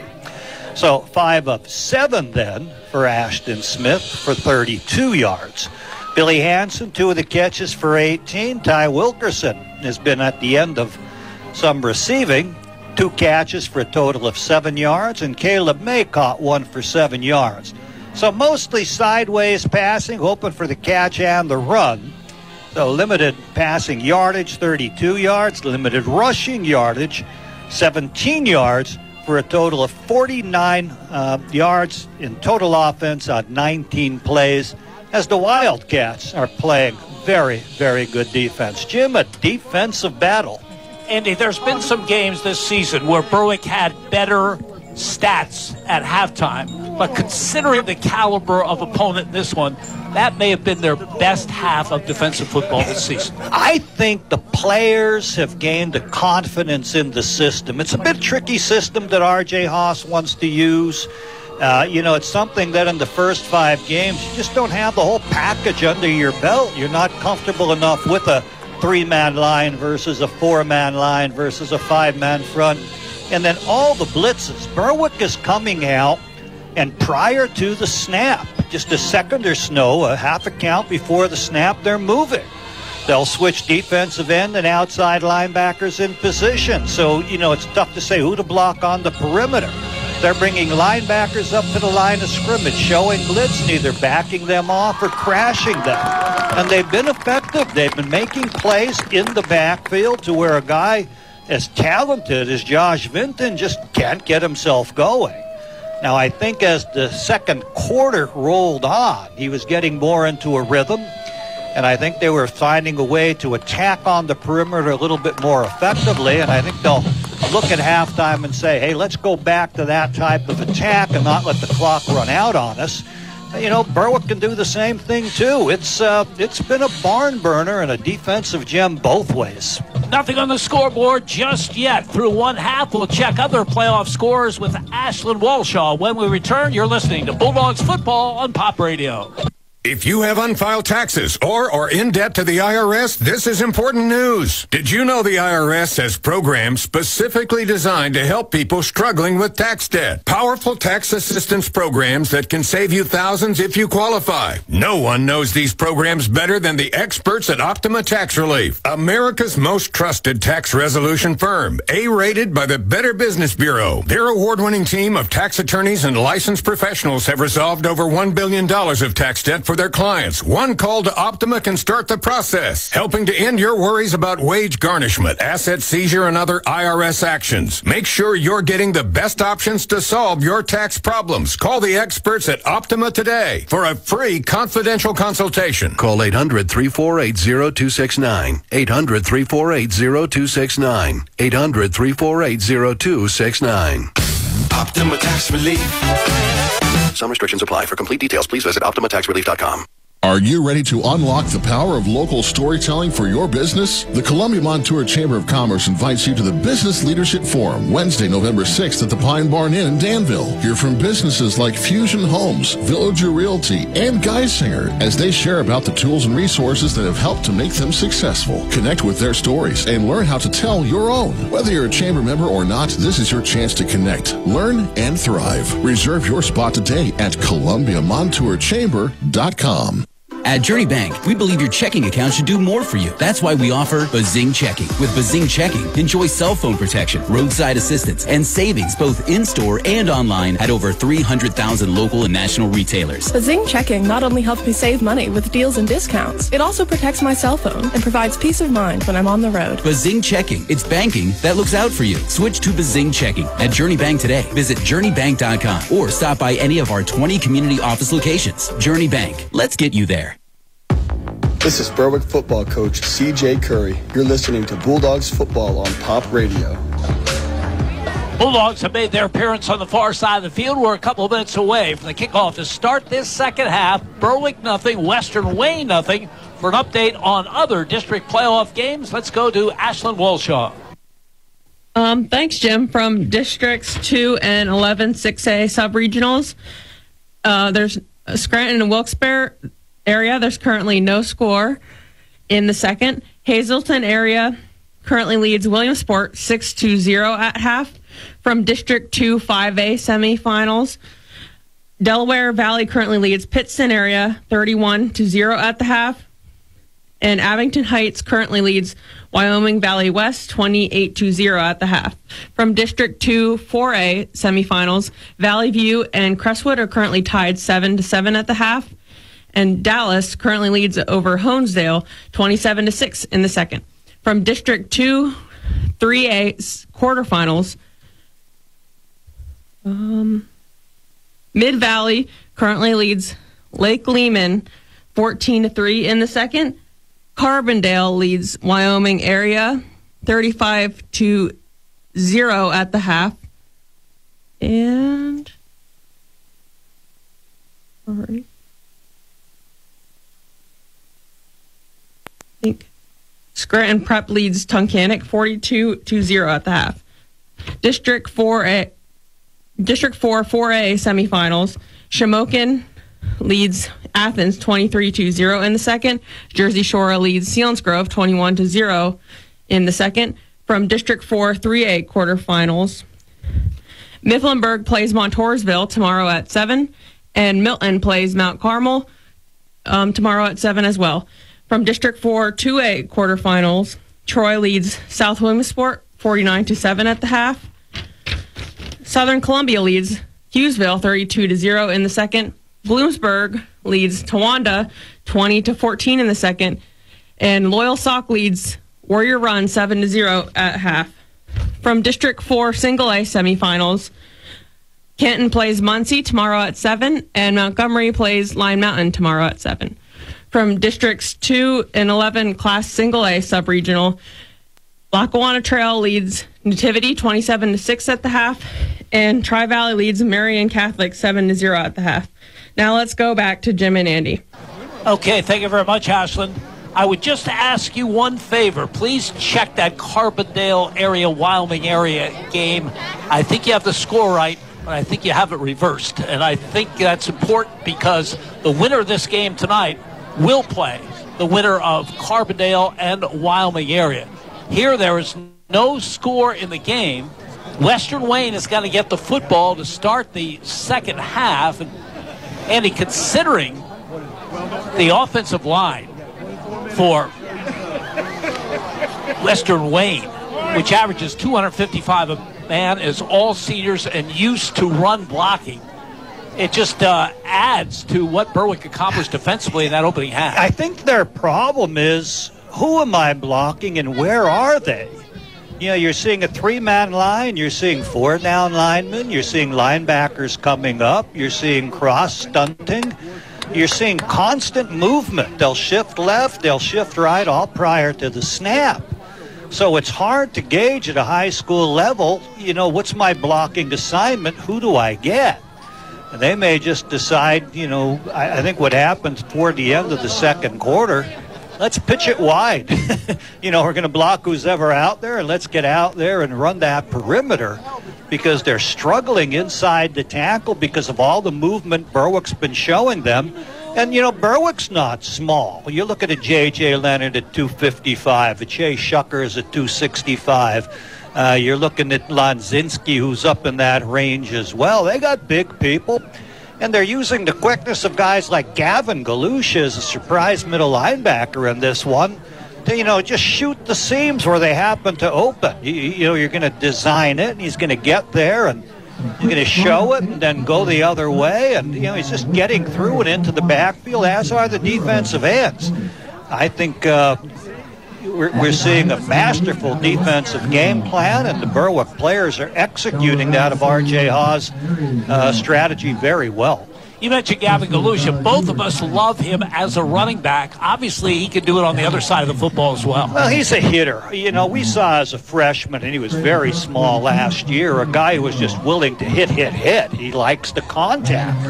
And now as you grow into the position a little bit more, and as he's going to grow into it even more his junior and then his senior year, you know, even bigger and bigger things are going to come for a player who has that football-crazed attitude that, you know, you just love the collisions. You love to go at it. So whether it's running back or whether it's defensively, he's going to be a valuable part of the team. Logan Robinson will kick off for Berwick.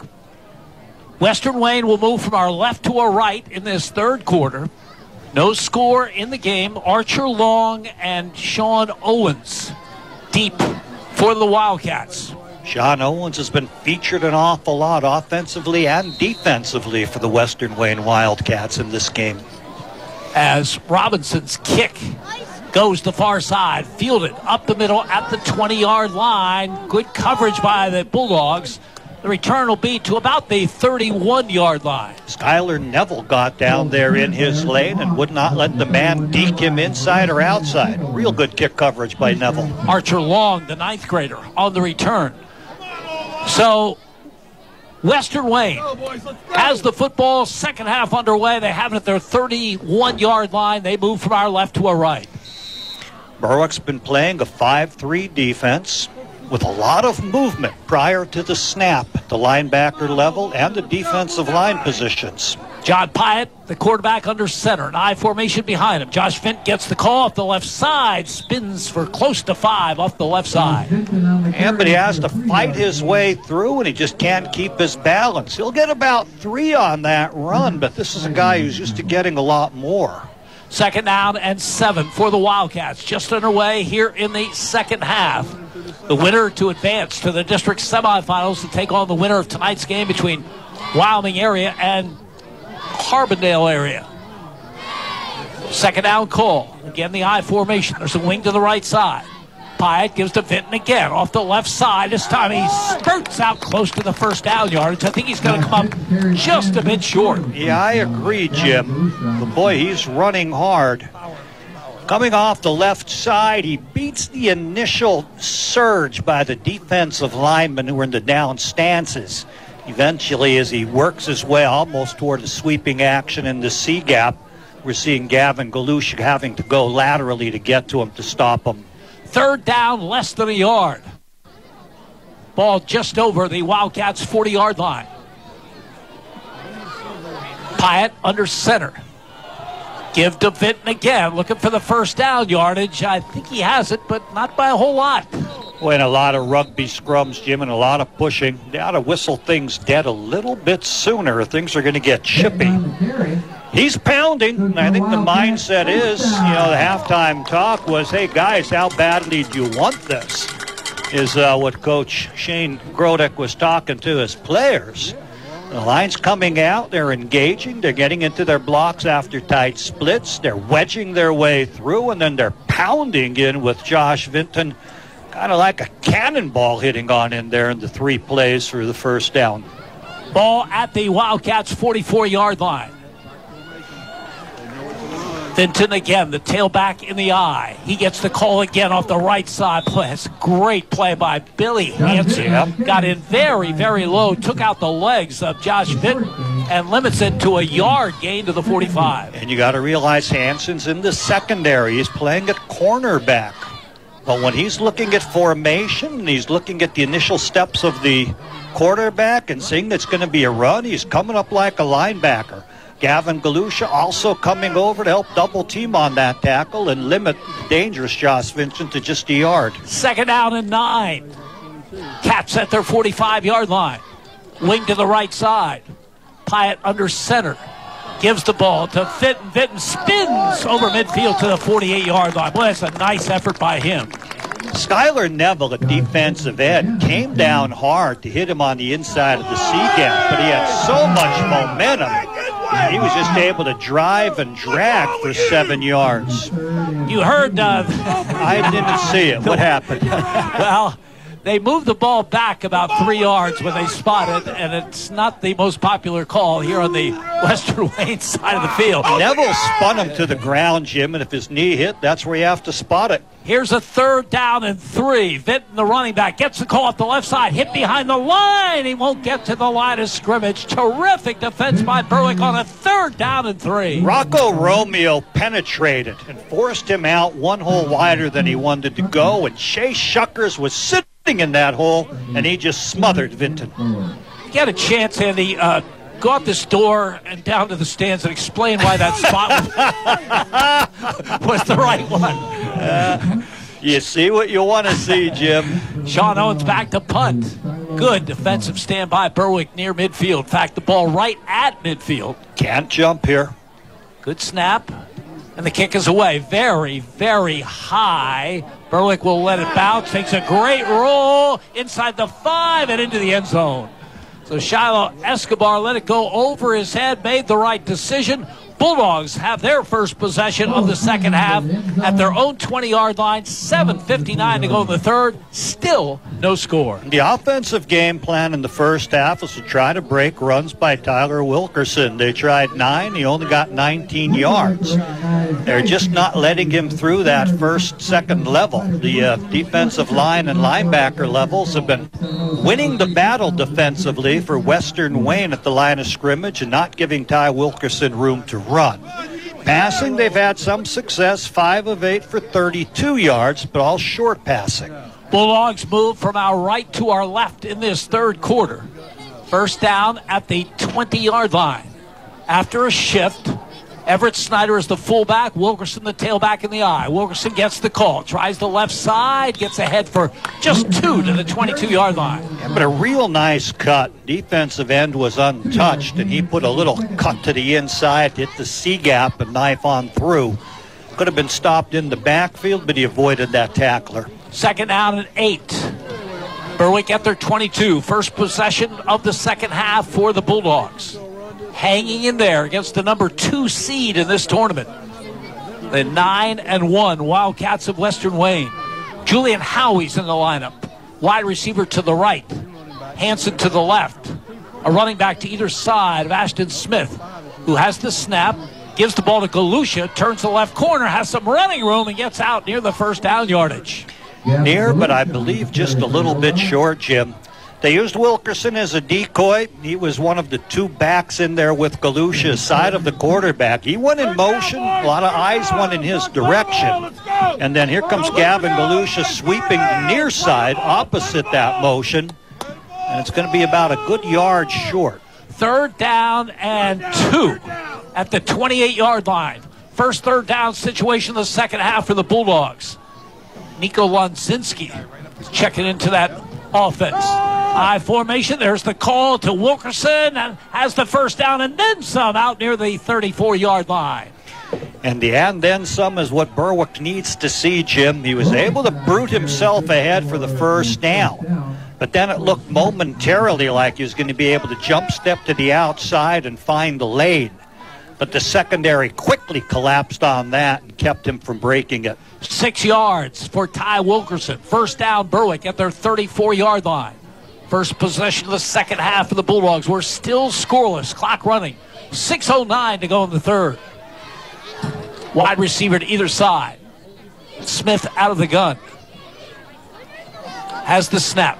Keeps the ball himself. Has running room to the 40. Turns the corner to the 45 and out to the 47-yard line. Ashton Smith fakes handoff, keeps it himself, and it really opened up for him. Yeah, we don't see much of that with the running quarterback.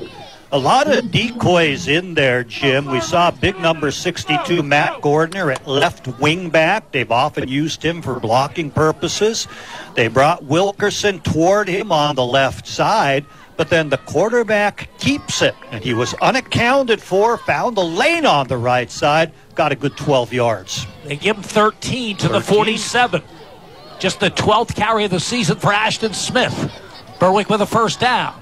Smith fakes a pitch, gives the inside handoff to Wilkerson. Wilkerson battles for what he can get. It's only a couple to the 49-yard line. They're just keying on him, Jim, everybody. At the line of scrimmage, they're going to shuck into the blocker, stand up and see which way he's going.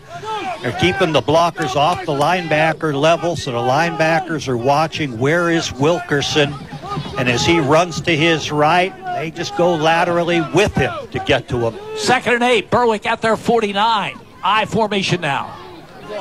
The call goes to the tailback. Wilkerson lowers the shoulder, gets 1, maybe 2. Might have crossed midfield into Western Wayne territory and bring up a third down. Again, very strong defense by Western Wayne, Jim. As I mentioned, the D-line is not going to be blocked or pushed out of the way, and they're keeping the blockers off of the linebacker level. So almost everything that's happening between the tight ends ends up being one of those rugby scrums and just going nowhere. 3rd and 7. Braden Schaefer's in the Berwick offense. He's a wide receiver to the left. Julian Howie wide to the right. 3rd and 7. Smith out of the gun. has the snap, fakes handoff, keeps the ball himself, and this time they're all over him. He gets a yard to the Western Wayne 49-yard line. 4th and 6, punt team on for the Bulldogs. Yeah, they were hoping that Ashton Smith would have the same success when he ran to the right after faking left, but this time the quarterback counter play is snuffed out, and it will bring on the Berwick punt team as, again, defenses are winning today for both teams. Sean Owens back anticipating the punt from Jake Lisnock. Lisnock almost had one blocked earlier, resulted in a roughing or a running into the kicker penalty on Western Wayne. Aiden George does the long snapping. Lisnock back at the Berwick 37. Snap is there. They're coming hard. He gets the kick away. Berwick covers it well, and Owens picks it up at the last moment and gets over the 20 to the 25, out to the 30-yard line, where they were going to be deep in their own territory. Looked like Owens was going to let it go. At the last moment, he picks it up, and a nice return. Yeah, dangerous, living dangerously, but that time it pays off. Some of these highly skilled individuals always want their opportunity. Unable to catch it in the air, not near enough to him, but sort of works his way toward the bouncing football. When you see some Berwick players have to run by it, he picks it up on a low bounce and gets himself a good 8-10 yards. Second possession of this third quarter for Western Wayne. No score, 3:09 to go in the third. Wildcats at their own 30-yard line. John Pyatt under center. This is all senior offensive alignment for Western Wayne. And Josh Fitton, one of those seniors, gets the ball and goes absolutely nowhere down the 30-yard line. Wow, who's at the bottom of the pile? I think it was just Chase Shuckers. Took on about 3 blockers and then the pounding running back. And then Berwick players collapsing around the outside to keep Vinton from getting any gain at all. Second out and 10. Wildcats at their 30 as they move from our left to our right here in the third quarter. Their game plan is just to play smash mouth football, Jim. They just want to run inside the tackles with Vinton and say our offensive line is big and strong and experienced, and we're going to make it happen. Sean Owens starts in motion toward the line of scrimmage, goes across that line of scrimmage, toss sweep right side to Vinton. He gets the ball and is brought down as he gets just to the line of scrimmage. Great penetration, first by Skylar Neville, who didn't make the play, may have been held. Oh, he was held. He was held. And then Gavin Galusha coming over and cleaning things up. But yeah, Skylar Neville was grabbed by the jersey very, very obviously on this side. I was a little surprised not to see a flag come out. We have a player down on the far side, Jim. It's a Western Wayne player down at the 26-yard line. 2:12 to go in this scoreless third quarter. And Berwick and Western Wayne locked at a 0-0 tie. Man, what a play on the outside. Skylar Neville, despite being held by the jersey, got about 2 yards deep and forced Vinton to run back behind him. The corner comes up to pressure. That forces him in. Galusha's coming from middle linebacker to the outside. He's able to wrap it up. And for this runner, who's averaging 9.5 yards a carry on the course of this season, Berwick is just playing tremendous defense. He has 84 positive yards. But I'm looking on it at about 25 carries. It's not much per carry. So the entry timeout continues. We do have verification that it was, as I suspected, Wyoming area 35 and Carbondale nothing. And again, the winner of this game get the winner of that one in the semifinals next week. Mason Rush is the player.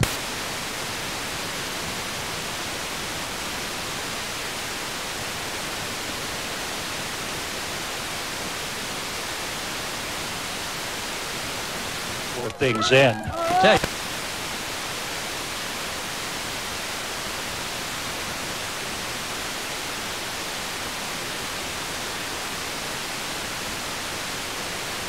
Play.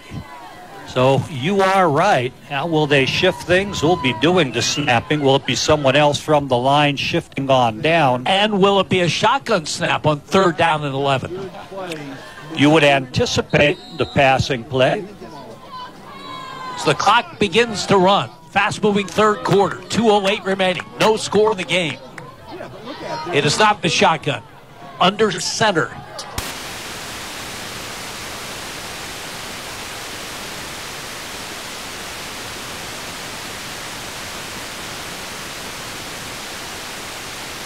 Done by the Wildcats on 3rd and long. Yeah, it was the fullback actually who snuck out, James Jimenez, Jim. A little fake.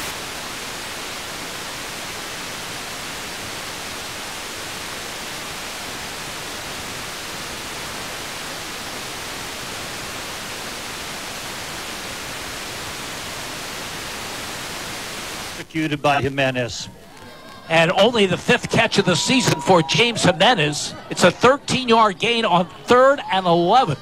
First down Wildcats at their 42. Pyatt gives the ball to Vinton off the left side, and Vinton will get out to about the 47-yard line. Pretty good first down carry for Josh Vinton. Yeah, and he's at the point, Jim, where if you're a linebacker and you're not blitzing and getting into the backfield and you have to catch him, and he has that 7-yard start from his I formation, he's going to win the collision and drive you about 3-4 yards, as he did on that play. Second down and 5. Western Wayne at their own 47-yard line. Perhaps the final play of this third quarter. Still no score. Sean Owens wide to the right. Billy Hansen has that assignment. Second down call. Then had to call. Into the secondary 40, 30, down the far sideline 25, 20, 15, 10, and wrestled down inside the 10-yard line. Josh Vinton finally breaks one, big fashion, and it's a goal to go for Western Wayne. Caleb May eventually angling and running him out of bounds, or it would have been the touchdown. And he ran it over the center area, Jim, where we've seen the man replaced. Tony Danini has been doing the snapping. He got a key block in there.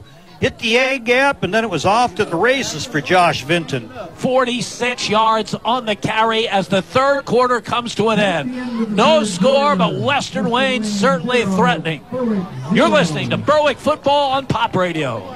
Free checking for you and your business. No strings attached. Sounds perfect, right? First Keystone Community Bank offers free personal and business checking options with free Visa debit card, no monthly fees, no minimum balance, and no monthly qualifying requirements. Checking with no gimmicks, just what you need. They'll be celebrating 160 years of serving their communities with 19 full-service locations and convenient digital banking tools 24/7. First Keystone Community Bank. Local banking for the community we all call home. Online at fkc.bank. Equal opportunity lender, member FDIC.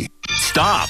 Don't make your next car payment. Instead, get a new vehicle at Alexander Family Buick GMC in Bloomsburg. Because right now, we're offering a 120% of Kelley Blue Book trade value buyback bonus, up to $2,500. Just find the vehicle you want from our huge selection of new Buicks and GMCs and get 120% of KBB trade-in value for yours. It's the 120% of KBB buyback bonus event going on now at Alexander Family Buick GMC in Bloomsburg. The lowest price guaranteed. This is Berwick football coach C.J. Curry. You're listening to Bulldogs football on Pop Radio. 3 quarters in the books here at Western Wayne High School. This is a District 2 3A quarterfinal. No score, but Josh Vinton's 46-yard run for Western Wayne on the last play of the third quarter has set up the Wildcats first and goal at the Berwick 7-yard line. First time he got daylight at the line of scrimmage, Jim, and boy, he made it happen. Showed tremendous speed as he shot through the A gap and then broke to the outside and raced the sideline. See if Berwick can come up with a goal line stand. They line up in a power I to the right. Then they shift it to the left. Vinton runs to the left, and he's taken down right at the line of scrimmage. A terrific defensive play by Billy Hansen. Billy Hansen with a cornerback blitz. Comes hard from the right side, and as the blocking backs are starting to engage in their block, the running back has to hold up just a moment, and Billy Hansen just cuts him down in the backfield. Loss of a yard. Back to the 8. Second down and goal. Western Wayne at the Berwick 8-yard line. Just underway in the fourth quarter in a scoreless game. Again, the power I formation starts to the right side. They give it to Vinton up the middle and not much doing. a yard, maybe 2 on the play. Skylar Neville cheating on down, making the tackle over the center.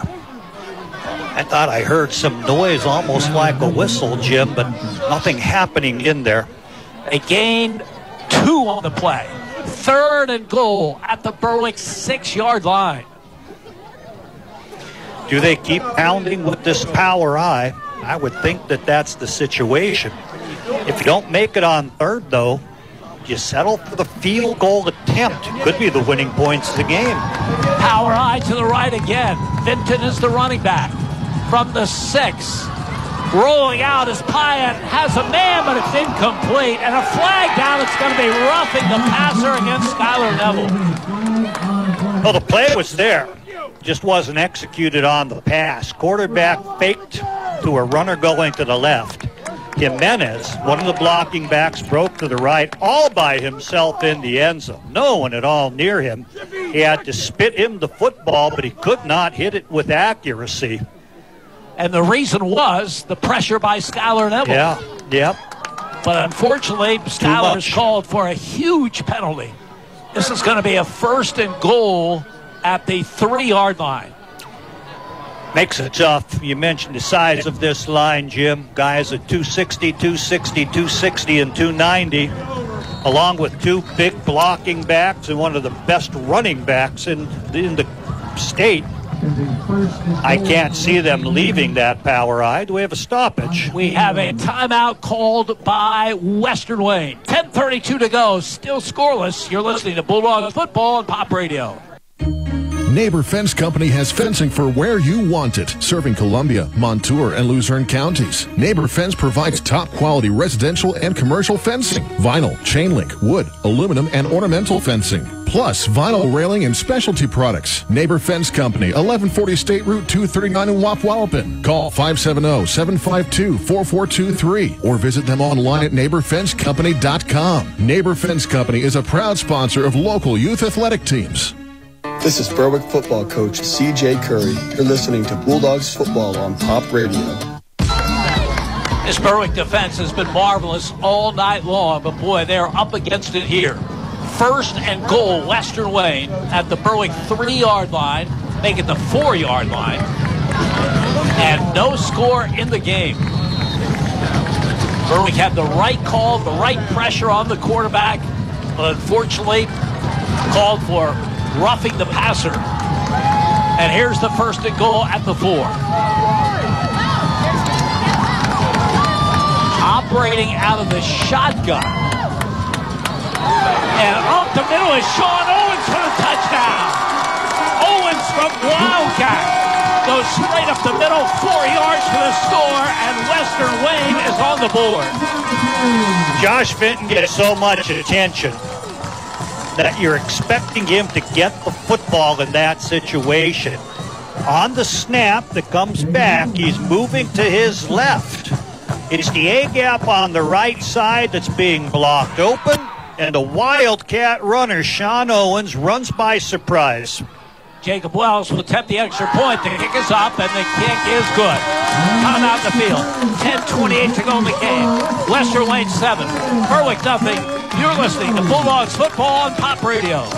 At Journey Bank, we believe your checking account should do more for you. That's why we offer Bazing Checking. With Bazing Checking, enjoy cell phone protection, roadside assistance, and savings both in-store and online at over 300,000 local and national retailers. Bazing Checking not only helps me save money with deals and discounts, it also protects my cell phone and provides peace of mind when I'm on the road. Bazing Checking. It's banking that looks out for you. Switch to Bazing Checking at Journey Bank today. Visit journeybank.com or stop by any of our 20 community office locations. Journey Bank. Let's get you there.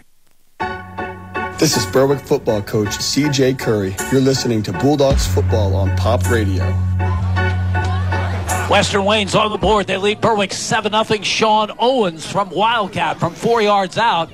Andy, that 70-yard drive, obviously the big play, the 46-yard run by Josh Vinton. But how about the 13-yard pass on 3rd and 11 to James Jimenez? Just a beautiful call, Jim. You used the faking, you used the attraction and the eyes on Josh Vinton to go one way. You bring the quarterback to the left and Jimenez that way with him. Wells, kickoff. be fielded by Caleb May at the Berwick 15-yard line, the far side of the field to the 20, to the 25, and he stood up as he gets to the 30, maybe the 31-yard line. So Berwick has it, trailing now, 7-0. Long way to go in this one, 10-20. They have to figure out a way to get on the board. Yeah. I think you have to look at the timeout that Western Wayne took. You're kind of wondering why can't you just pound that in? You have all of this. There's a little strategy in there, Jim. You know, they thought we're not going to expect when we come out from the timeout, they're not going to notice the personnel change at quarterback and the Wildcat in there with, you know, Sean Owens, who's a very dangerous athlete. Caught Berwick a little by surprise. And was the injury to the quarterback maybe part of that strategy? He was shaken up. Oh, true. The 31. Ashton Smith, play action, throws it away. He faked into the line and then tried to get it out here to Billy Hansen, the pass well low. Yeah, they took one man deep and one man stayed at the line of scrimmage. Billy Hansen kind of working his way a few steps forward, but the pass off target, so it'll be 2nd and 10 coming up after the incomplete. Out to the right side. Julian Howie wide to the right. In the slot is Billy Hansen. Wilkerson gets the call off the left side, spins, and knocked out of bounds about the 38-yard line. He'll pick up close to 7 on the play. Yes, he will. Jay Shuckers was pulling, and then he got the outside. He just pancaked his man to the ground. An outstanding block to give Wilkerson the corner. They give him 6 to the 37-yard line. So big 3rd down and 4. Berwick after 37. Slot to the left. Smith out of the gun. Gives it to Wilkerson. Has the first down, then some to the 45 and out to the 48-yard line. Ty Wilkerson with a strong effort on 3rd and 4. Picks up 11. Sean Owens asked to bring him down into secondary, grabbing him by the ankle. He was trying to high step away from the 2 different people in the secondary, and Owens just would not let him get away. 1st and 10, Berwick at their 48-yard line. 9:25 to go. Bulldogs trail 7-0. Slot to the left, wide receiver right. Smith, play action, fires the pass, has his man, the completion to Billy Hansen. Hansen inside the 40 to a Berwick first down near the 36. Quick out to Billy Hansen on the far side near the Berwick sideline. And Hansen shows some nice moves in the open field. They mark it at the 36-yard line, 16 yards on the completion. They tried to open the drive with that here on the near side, Jim, but the pass was off target. Now they come back to it on the left, and Hansen dances, makes people miss, and extends the play. 36 yards away from a tying score. Play action, throws it to Hansen again. This time he's hit hard, but picks up 6, close to 7 on that first down reception. Lance Mayako really did shuck him one, Jim, but he caught it cleanly, and he was able to take the hit and hold on to the football for the 6-yard gain. Unfortunately, Billy goes to the ground and not able to get up. Looks like they're stretching a cramp out, though, Jim. They have that leg as he's laying down and pushing that leg straight up. So something where you hope to be able to get him back. Well, one of the things we talked about when last week against Tunkhannock, that C.J. Curry went back to Ashton Smith as the quarterback. Not only does it get a better thrower back there, but it gets arguably your best receiver onto the field in a position to catch balls like Billy Hansen has done. And you can see it's part of the game plan, Jim. You know, you're struggling to get Ty Wilkerson room to run. The defense is geared up. They're all keying on him. Now, while the secondary is going to be out on the receivers, even if you have people as quality defender as Sean Owens, they're still going to respect the speed. They got to play 10 yards off. So what we've been seeing in this drive, attempts to get it to Billy Hansen at about 3 or 5. Here he went to about 7 before he took the shot. He's up. They're going to work him off the field, and it looks like it was just one of those cramps that they're going to be able to get him back in. It's a nice first down play. Picked up 6 to the 30-yard line of Western Wayne.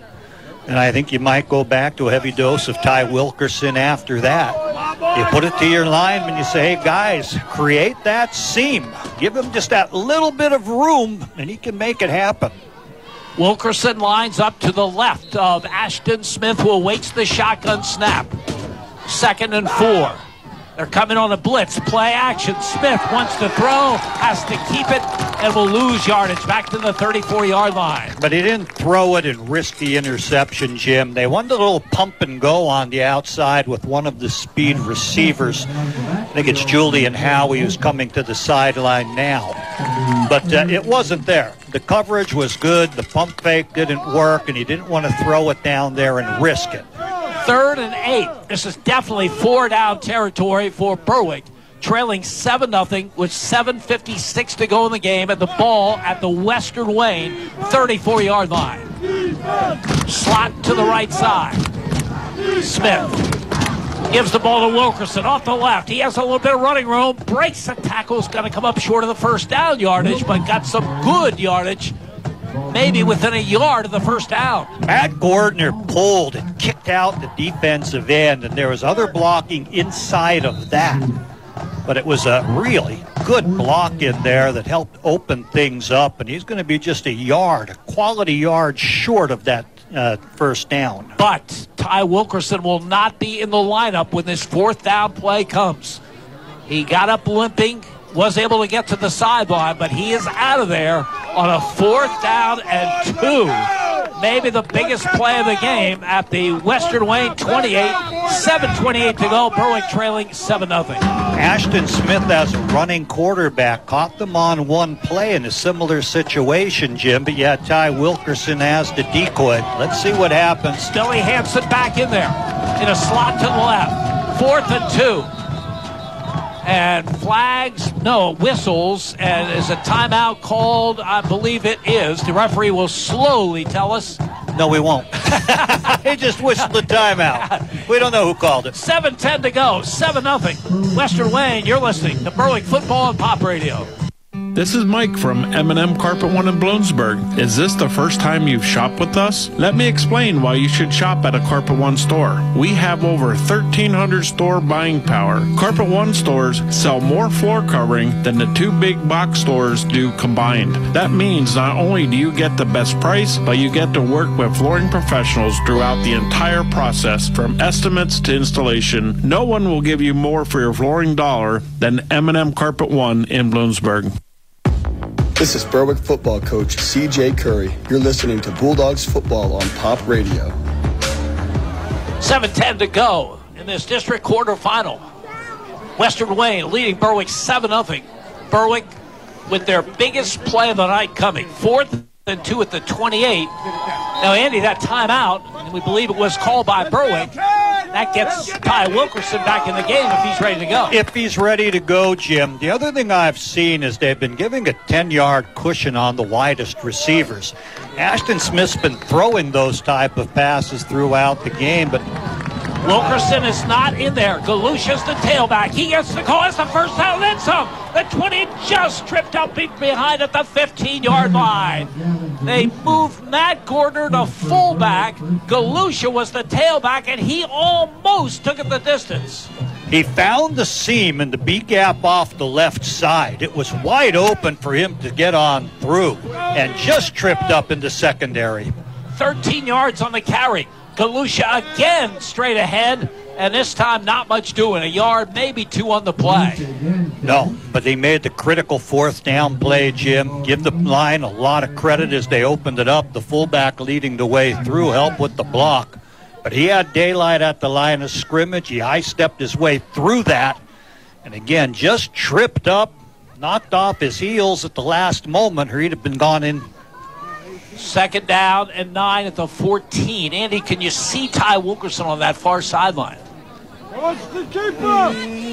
Looking. Someone's on the bench, Jim, and he's on the bench with the shoe off, trying to get his shoe on. I don't think he's going to see this drive.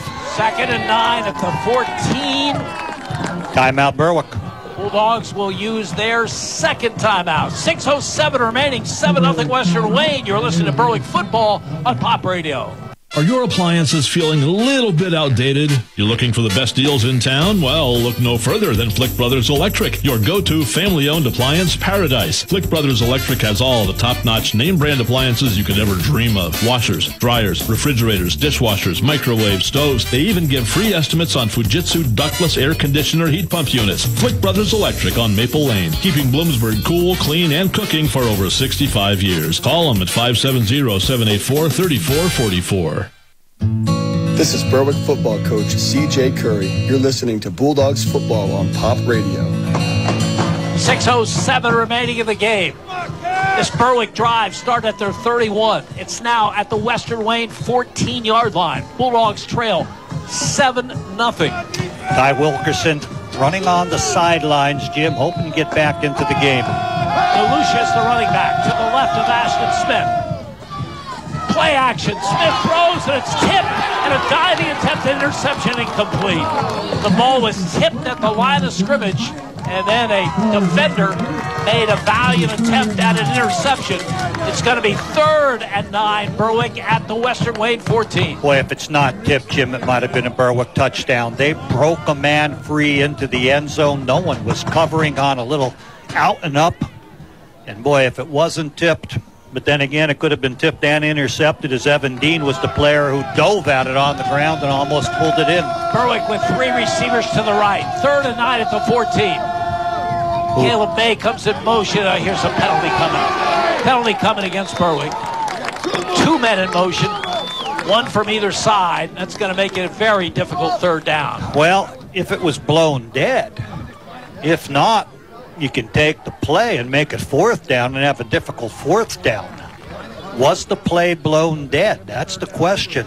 Well, they're talking to Shane Grodek, and the penalty is... Come on, ref, come on. They showed illegal shift, and does that mean that's declined? So the loss, the pass complete, but a loss back to the 17-yard line. And it's going to be a 4th and 12. 4th and 12, Berwick. Ty Wilkerson still not in there. 4th and 12. Maybe the game with 5:51 to go. 3 receivers to the left. Is Wilkerson one of them? To the left. Yes, he is. He's inside the slot. Smith back to throw, looking, big pass rusher, rolls right, has room to run to 10, and dragged out the 5-yard line. He will come up short of the 1st down yardage. Will he? See where they spotted him. Flag down, though, behind the line of scrimmage. So it's a moot point, probably. He ducked under a potential tackle, and I thought the man may have horse-collared him, but Berwick looks like they're moving the huddle back. He made a good decision. He didn't have time to throw. The arms were up. He couldn't get to anyone on the left side like he wanted to, so he rode to the right. He made a good run, certainly approached the chains. They're going to say he was short. They'll decline the penalty, and Western Wayne will take over there. That was a great effort by Ashton Smith. Yep.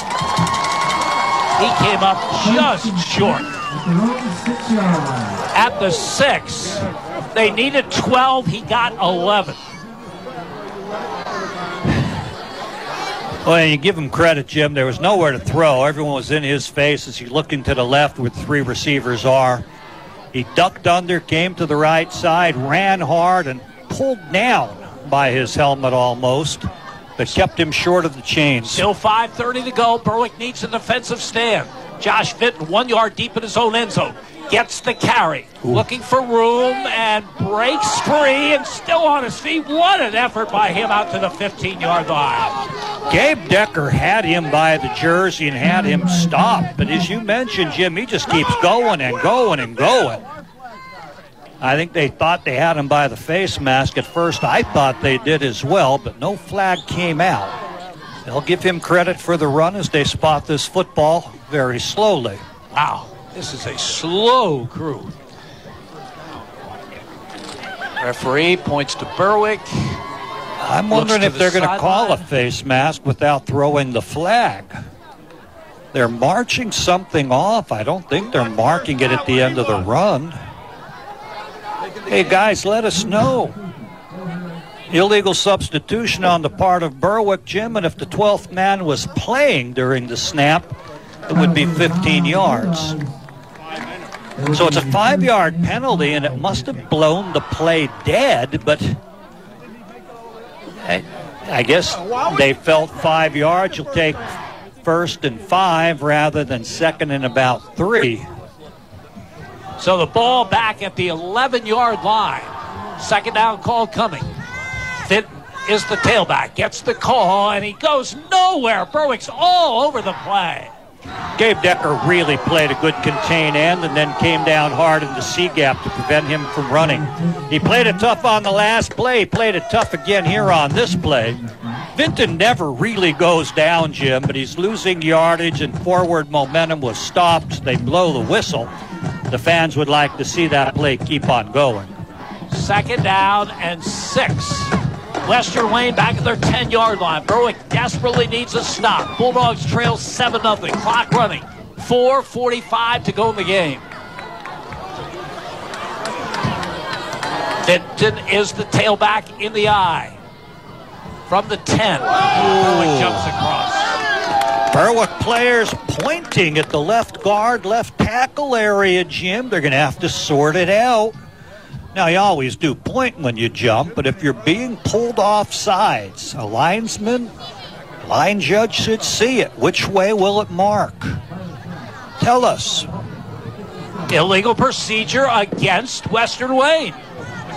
Jared Goldman, the right tackle, was the man they pointed to, and I think I heard the official, who has half of a microphone on, call his number 67. Penalty. It is indeed. 2nd 9. 2nd down and 9. And where are they spotting the football, Jim? On the 5? Should be at the 5. Short of the 5. You know, you can be in danger of a safety. And it should be 2nd and 11. From the 5. Vinton, the tailback, gets the call. Off the right side. Berwick's there, and he'll get just a couple. Played real hard. Looking at Julian Howie, kind of throwing him down to the ground, picking him up at the waist and flinging him down.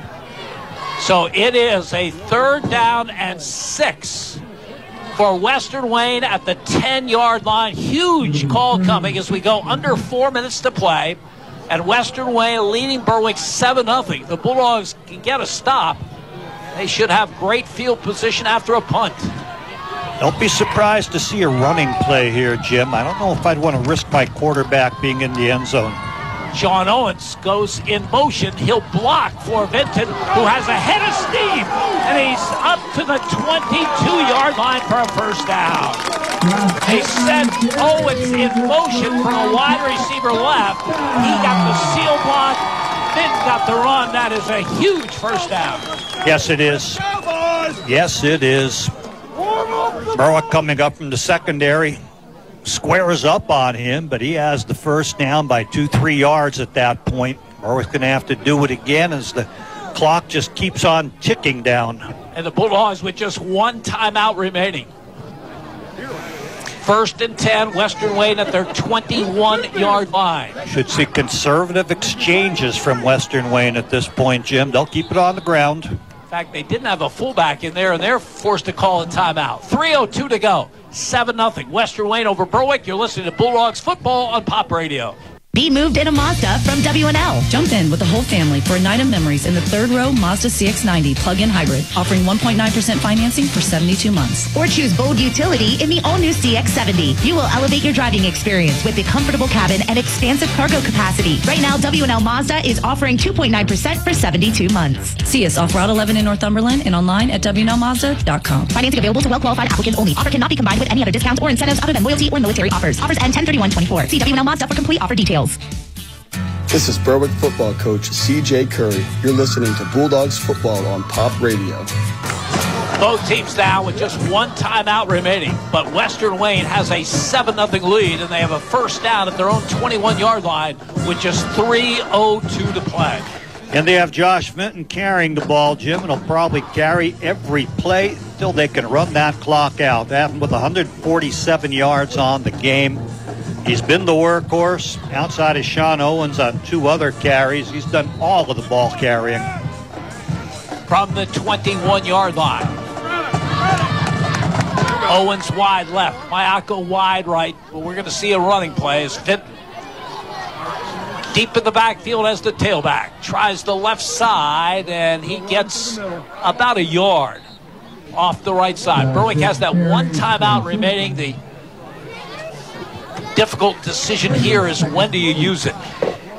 Yeah, they tried to run straight over the center, and it was clogged up. He tried to bounce it back as the scrum starts off to the right to the A gap, off again to the B gap. But Berwick just really playing good ground game against that run. Boy, getting back to Berwick's possession, I can't explain just how close Gavin Galusha was to a touchdown. He was just tripped up from behind on that 13-yard run. And it spun him, and he almost regained his balance. Here's Fenton again off the right side, and Fenton will get to the 26. They're pushing the pile. No whistle, and a good gain out near the 28-yard line. I'm not sure how much you're allowed to push the pile like that. If I'm officiating a high school contest, I kind of see things stopped up. I'm blowing the whistle rather than having 3 extra Wildcats push it one way and 3-4 more Berwick defenders coming in pushing the other way. So here's the game right here. Any chance Berwick has is contingent on a stop. 3rd down and 2. Western Wayne at their own 29-yard line. Owens wide to the left side. Fenton is the tailback in the eye. 3rd down call. Fenton gets the call. Hit behind the line and buried back at the 25-yard line. The Bulldogs will not be denied. And now they'll use that timeout. And Gavin Galusha really blitzing hard, caught the man in the backfield, and then we're seeing Gabe Decker helping him bring him down. Everyone slowly unpiling at the initial thing in the middle. He ran up the middle, and then they bounced it outside. He just couldn't get anywhere because of the Berwick pressure. What an effort by this Berwick defense tonight. As they use their final timeout, we're going to keep it here. This is a Western Wayne team that came in averaging 37.4 points a game. They have 7 on the board with 1:14 to play. Unfortunately for Berwick, they have nothing on the board. No, but you have a punting situation and anything can happen there. Snap over the punter's head, punt return, a block punt. In fact, with a 7-0 lead, Jim, and 1:14 to play, you wonder if you just put a quarterback under center and run it back and take a safety and kick it off safely from the 20-yard line. I don't know. A lot of risk involved in the punting game. This is the game, boys. Let's go. It is 4th down and 5, and they're going to punt. Sean Owens is back to do the punting at his 10-yard line. Berwick has no one deep. So obviously the Bulldogs coming for the block. Julian Howie's coming hard. They don't get there. Don't get there. Punt is away. High. And takes a great roll where Western Wayne is concerned. Will roll dead about the Berwick 27-yard line. Matt Gordner ran into the punter, and the referee back there looked like he wasn't going to throw the flag. Now it looks like he's giving a roughing the punter signal. And that would give them a 1st down, I believe, and end the game. I don't think he bothered pulling the flag out because I kept watching him. I'm thinking that's a roughing the punter. Where's the flag? I think he just didn't want to pick it up again. So a huge, huge penalty against Berwick with 1:01 to go. Bulldogs went all out. You know, it's worth the effort. Yeah. Try to block it. Yeah, it's your best chance, Jim. You hope for a bad snap, then you hope you can block it. Good opportunity. They still haven't moved the chains. And again, without a signal, did they move it 5 yards just, Jim? And that doesn't make it a 1st down.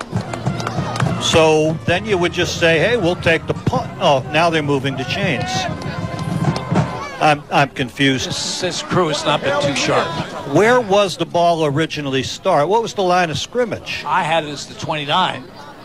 And they have the ball on the 30. So are they going to put it there and then mark the penalty? I'm confused. I'm confused that you call a roughing the kicker penalty without throwing the flag because you don't want to bend down and pick it up again. Then you're not making a clear signal at what's going on. The chains still haven't moved. It was 4th and needing 6. This is a 2-yard penalty as it stands. The ball at the 31. Now they're moving the yard marker 5 yards to make it 4th and 1. Well, why wouldn't you take the punt? Oh, you should take the punt and give Berwick the ball way the other end of the field. You don't want a 4th down play here. And do they know where the ball is if they take the punt? There's no one back there. There was no one to mark it. Oh, this is almost embarrassingly bad as for game management. You didn't throw the flag. Then you kind of indicate there's a kicker. Now are they making it 15? They said the penalty is declined. First down, Berwick. Fans want it to be a 15-yard penalty in the game. I don't blame them. That's what you do. No, what they want is this punt to be where it should be, and I don't know how they tell because there's no one back there. No. Oh, boy. And they're saying push him back, way back. They're putting this around the 35-yard line. I thought the punt bounced near the 25, if not the 20. Yeah. So that's just some all-around sketchy officiating. But here's the situation. Berwick's down 7-0. 1:01 to go. No timeouts left. First out their own 35-yard line. Ty Wilkerson is in the game in a slot to the left side. Empty backfield for Ashton Smith. He's back to throw. He throws into traffic. It's intercepted. The 41-yard line. Return to midfield. Sliding down is Sean Owens, and that should do it with 52.4 seconds to go. Desperation passing, Jim. No one in the backfield with him. Everyone heading downfield. He heaves it. The man closest is Sean Owens, leading receiver for this team, and he's played a great defensive game in the secondary. It is his second interception of the game, his 9th of the season. And now just a couple of kneel downs, and Western Wayne will advance into the district semifinals. But what an effort by Berwick here tonight. I'll agree. Great effort. Hyatt takes the snap, goes down on one knee, 50 seconds. We'll have to do it one more time. What a terrific effort by the Bulldogs, trailing 7-0. They had a 1st and 10 at the Western Wayne 15-yard line, ended up at the 6-yard line, 1 yard short. There's another knee, and that will do it. What a terrific defensive effort both ways tonight. The final score, Western Wayne 7 and Berwick nothing. Stay tuned to our post-game show. We'll have the stats with Andy, we'll have the scores with Ashlyn. You're listening to Berwick Football on Pop Radio. If you're a business owner, we understand how difficult it can be to hire good employees. Have you ever considered hiring someone who has made a poor choice but now is seeking a second chance? 85% of human resources report that people with criminal records perform the same, if not better, than employees without criminal records. Introducing the Seven Mountains Media Second Chance Job Board. Free job postings to any business willing to give a second chance. Learn more by visiting freshstartpa.net. I wasn't thinking I was going to get a chance because of my background and where I came from, how I look. But as soon as I came here, man, they made me feel at home, like I found my tribe. The Seven Mountains Media Second Chance Job Board, supported by Strong Spas of Northumberland, where they believe that you're defined by what you'll do next. You know, I just want to work harder, and they're giving me opportunities here, man. The Seven Mountains Media Second Chance Job Board at freshstartpa.net. I absolutely love the commercials. They're a little snarky. People remember that. It did not sound like an ordinary flower shop commercial. Hi, my name is Colleen, and I'm the owner of Something Special Flowers and Gifts in Sunbury. He came from the garage that he works at. He heard the commercial on the radio at work. He's like, I remember to buy my wife anniversary flowers because he heard the commercial on the radio. You know, that's money well spent right there. Radio works, and it can help your business too. Learn more at YourStoryOurHelp.com. Mason's Monogramming has the largest selection of Bulldog items in Berwick. Family-owned with more than 35 years experience. And new Bulldog wear for every age, including t-shirts, sweatshirts, jackets, polos, hats, and more. They even make online fundraising easy for you. Stop in today to discuss your next fundraising opportunity. You can also shop at masonsmonogramming.com for their new inventory and select in-person pickup or shipping right to you. Follow their Instagram at Mason's Monogramming for their latest new items. Mason's Monogram Service in Berwick. Let them personalize for you. The Mayo Funeral Homes, located at 110 Chestnut Street in Berwick and 77 Main Street in Chickashinny, are proud sponsors of Berwick Bulldog football. The Mayo Funeral Homes, serving all faiths, makes it easier for those you love with pre-arranged funeral counseling, insurance, and pre-financed funerals. Mayo Funeral Homes also offers expert guidance in both traditional and cremation services. Mayo Funeral Homes, perfection in every detail. When you're shopping for insurance, you might say, "What? Huh?" I'm so over this. But what you really need to say is something that could actually help. Like a good neighbor, State Farm is there. When you get a local State Farm agent, they can help make it easy and help you choose the coverage you need. Plus, they're available online, over the phone, or even in person. I'm so into this. Visit your Berwick State Farm agents, Sean Black at InsureBerwick.com and Lori Powell at LoriPowell.net.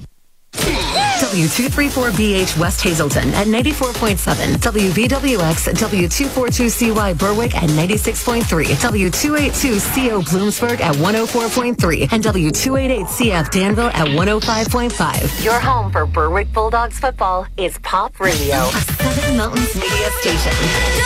WHLM Bloomsburg.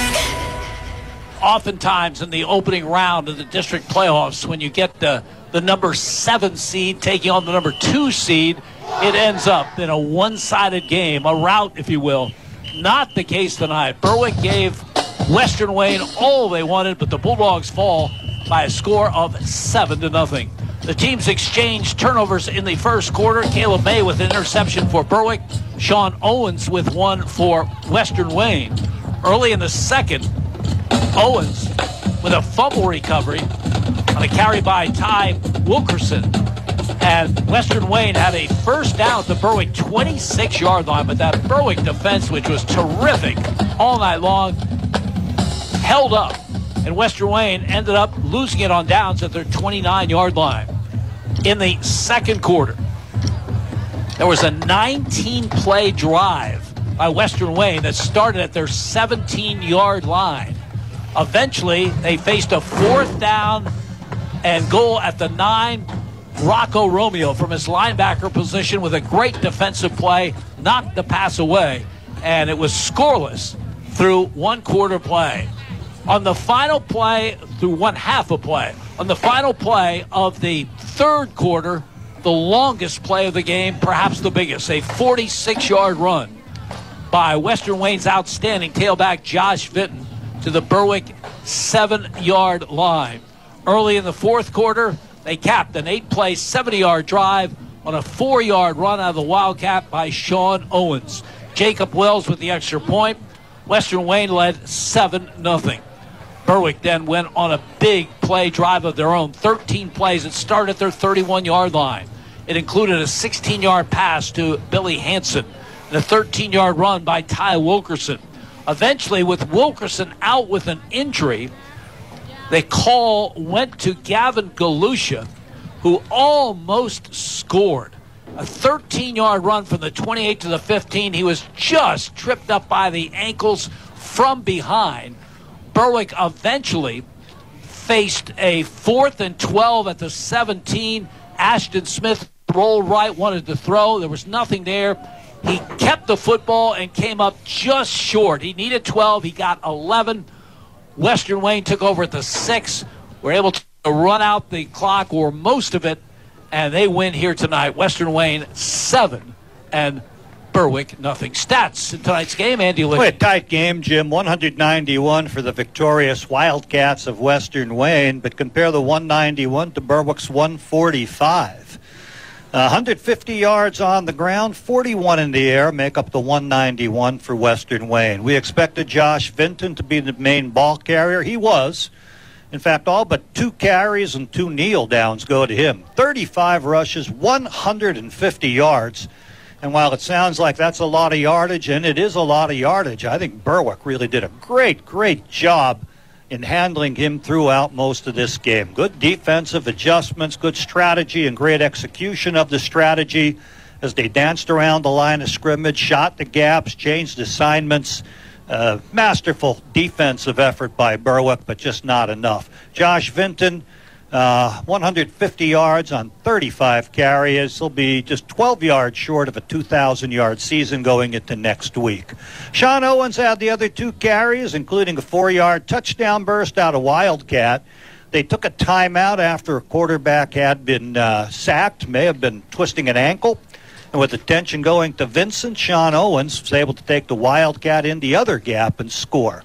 2 kneel downs to team for -2 yards. A net of 150 yards in the passing game on 39 rushes. 4 of 11 passing, 1 interception by Berwick, and 41 yards in the air for Western Wayne. Sean Owens, the leader in the receiving, 3 for 28 yards. James Jimenez, fullback out of the backfield by surprise. Just 5 catches all year. Gets a 13-yarder when his team needed it to convert on a 3rd down play. Very important play for his team. 4 catches, 41 yards in the air, added to the 150 on the ground, 190 for the Western Wayne Wildcats. Compare that to Berwick's 145. They had 52 in the air, 93 on the ground. Ashton Smith, 8 of 15, 2 interceptions, 52 yards. Actually, the 1 interception was thrown on a halfback option pass. They threw a sideways pass. Billy Hansen threw it downfield. And there was Owens to intercept. He had the other interception in the game as well. So 52 yards in the air. Billy Hansen, leading receiver, 4 catches for 40. Ty Wilkerson caught 2 for a total of 7 yards. Gavin Galusha took a swing pass, 1 for -2 for him. Caleb May caught a 7-yarder in the 52 yards in the air for Berwick. 93 on the ground on 24 rushes. You hope Tyler Wilkerson can break through, but boy, Western Wayne played defense as well as Berwick did. They limited the star running back, Ty Wilkerson, to 16 carries to 54 yards. Gavin Galusha, 2 for 20, and boy, the last one just caught by the ankle. It spun him around, almost ended up back on his feet heading toward the end zone, but tripped up on that, or we'd have seen a different score altogether. Ashton Smith did some running at quarterback, 4 carries for 20 yards, 21 yards for him, and they took kneel downs at the end of the first half, 2 for -2. 93 on the ground, 52 in the air, 145 for Berwick. Compare it to the 191 for the victorious Western Wayne Wildcats. And it was a great defensive battle, Jim. One of the more interesting games I've seen in a long time. You never want your season to end with a loss, but the fact is that for most teams across the state, when the postseason comes, that's how the season does end for them. But I would think for C.J. Curry and his staff, they have to be really, really proud. I'd be proud if it was my team, Jim. I'd be proud of what the team did.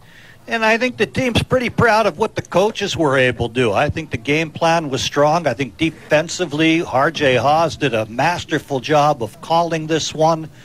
Against such a good defense, it's hard to get points. But Western Wayne's so experienced, Jim. You mentioned it. Every offensive player, a senior, the size that they had at 255 pounds a man, that transfers over similarly to the defense.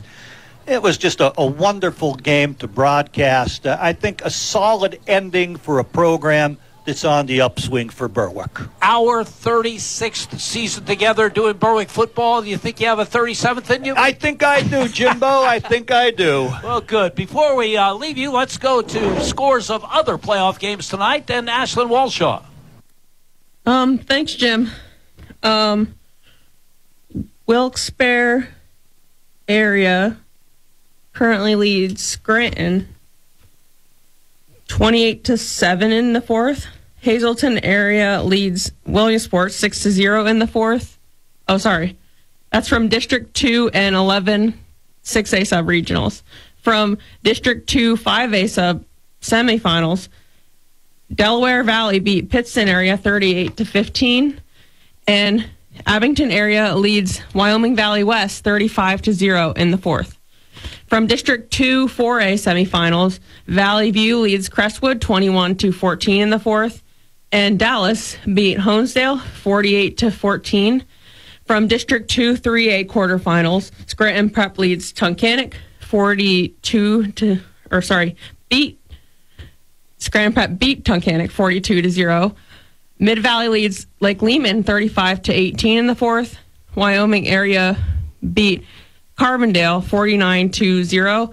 From District 4 4A semifinals, Shamokin beat Athens 52-7, and Jersey Shore leads Selinsgrove 48-7 in the fourth.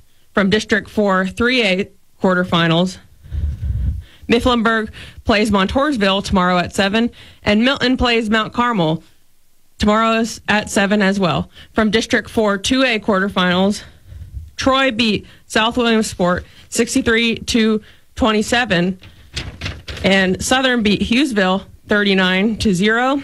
Towanda leads Bloomsburg 35-20 in the fourth. Warrior Run leads Loyalsock 21-7 in the fourth. From District 4 Single A semifinals, Canton plays Muncie tomorrow at 7, and Montgomery plays Lime Mountain at 7 as well. From Districts 2 and 11, Class Single A sub-regional, Lackawanna Trail beat Nativity 47-20, and Tri-Valley currently leads Marion Catholic 27-0. Now let's go back one more time to Jim and Andy. Okay, thank you very much, Ashlyn, and thank you for your help in Berwick football all season long. With the victory, Western Wayne goes to 10-1. They advance to the district semifinals. They will take on Wyoming area next week right here at their stadium. For Berwick, they end their season with a record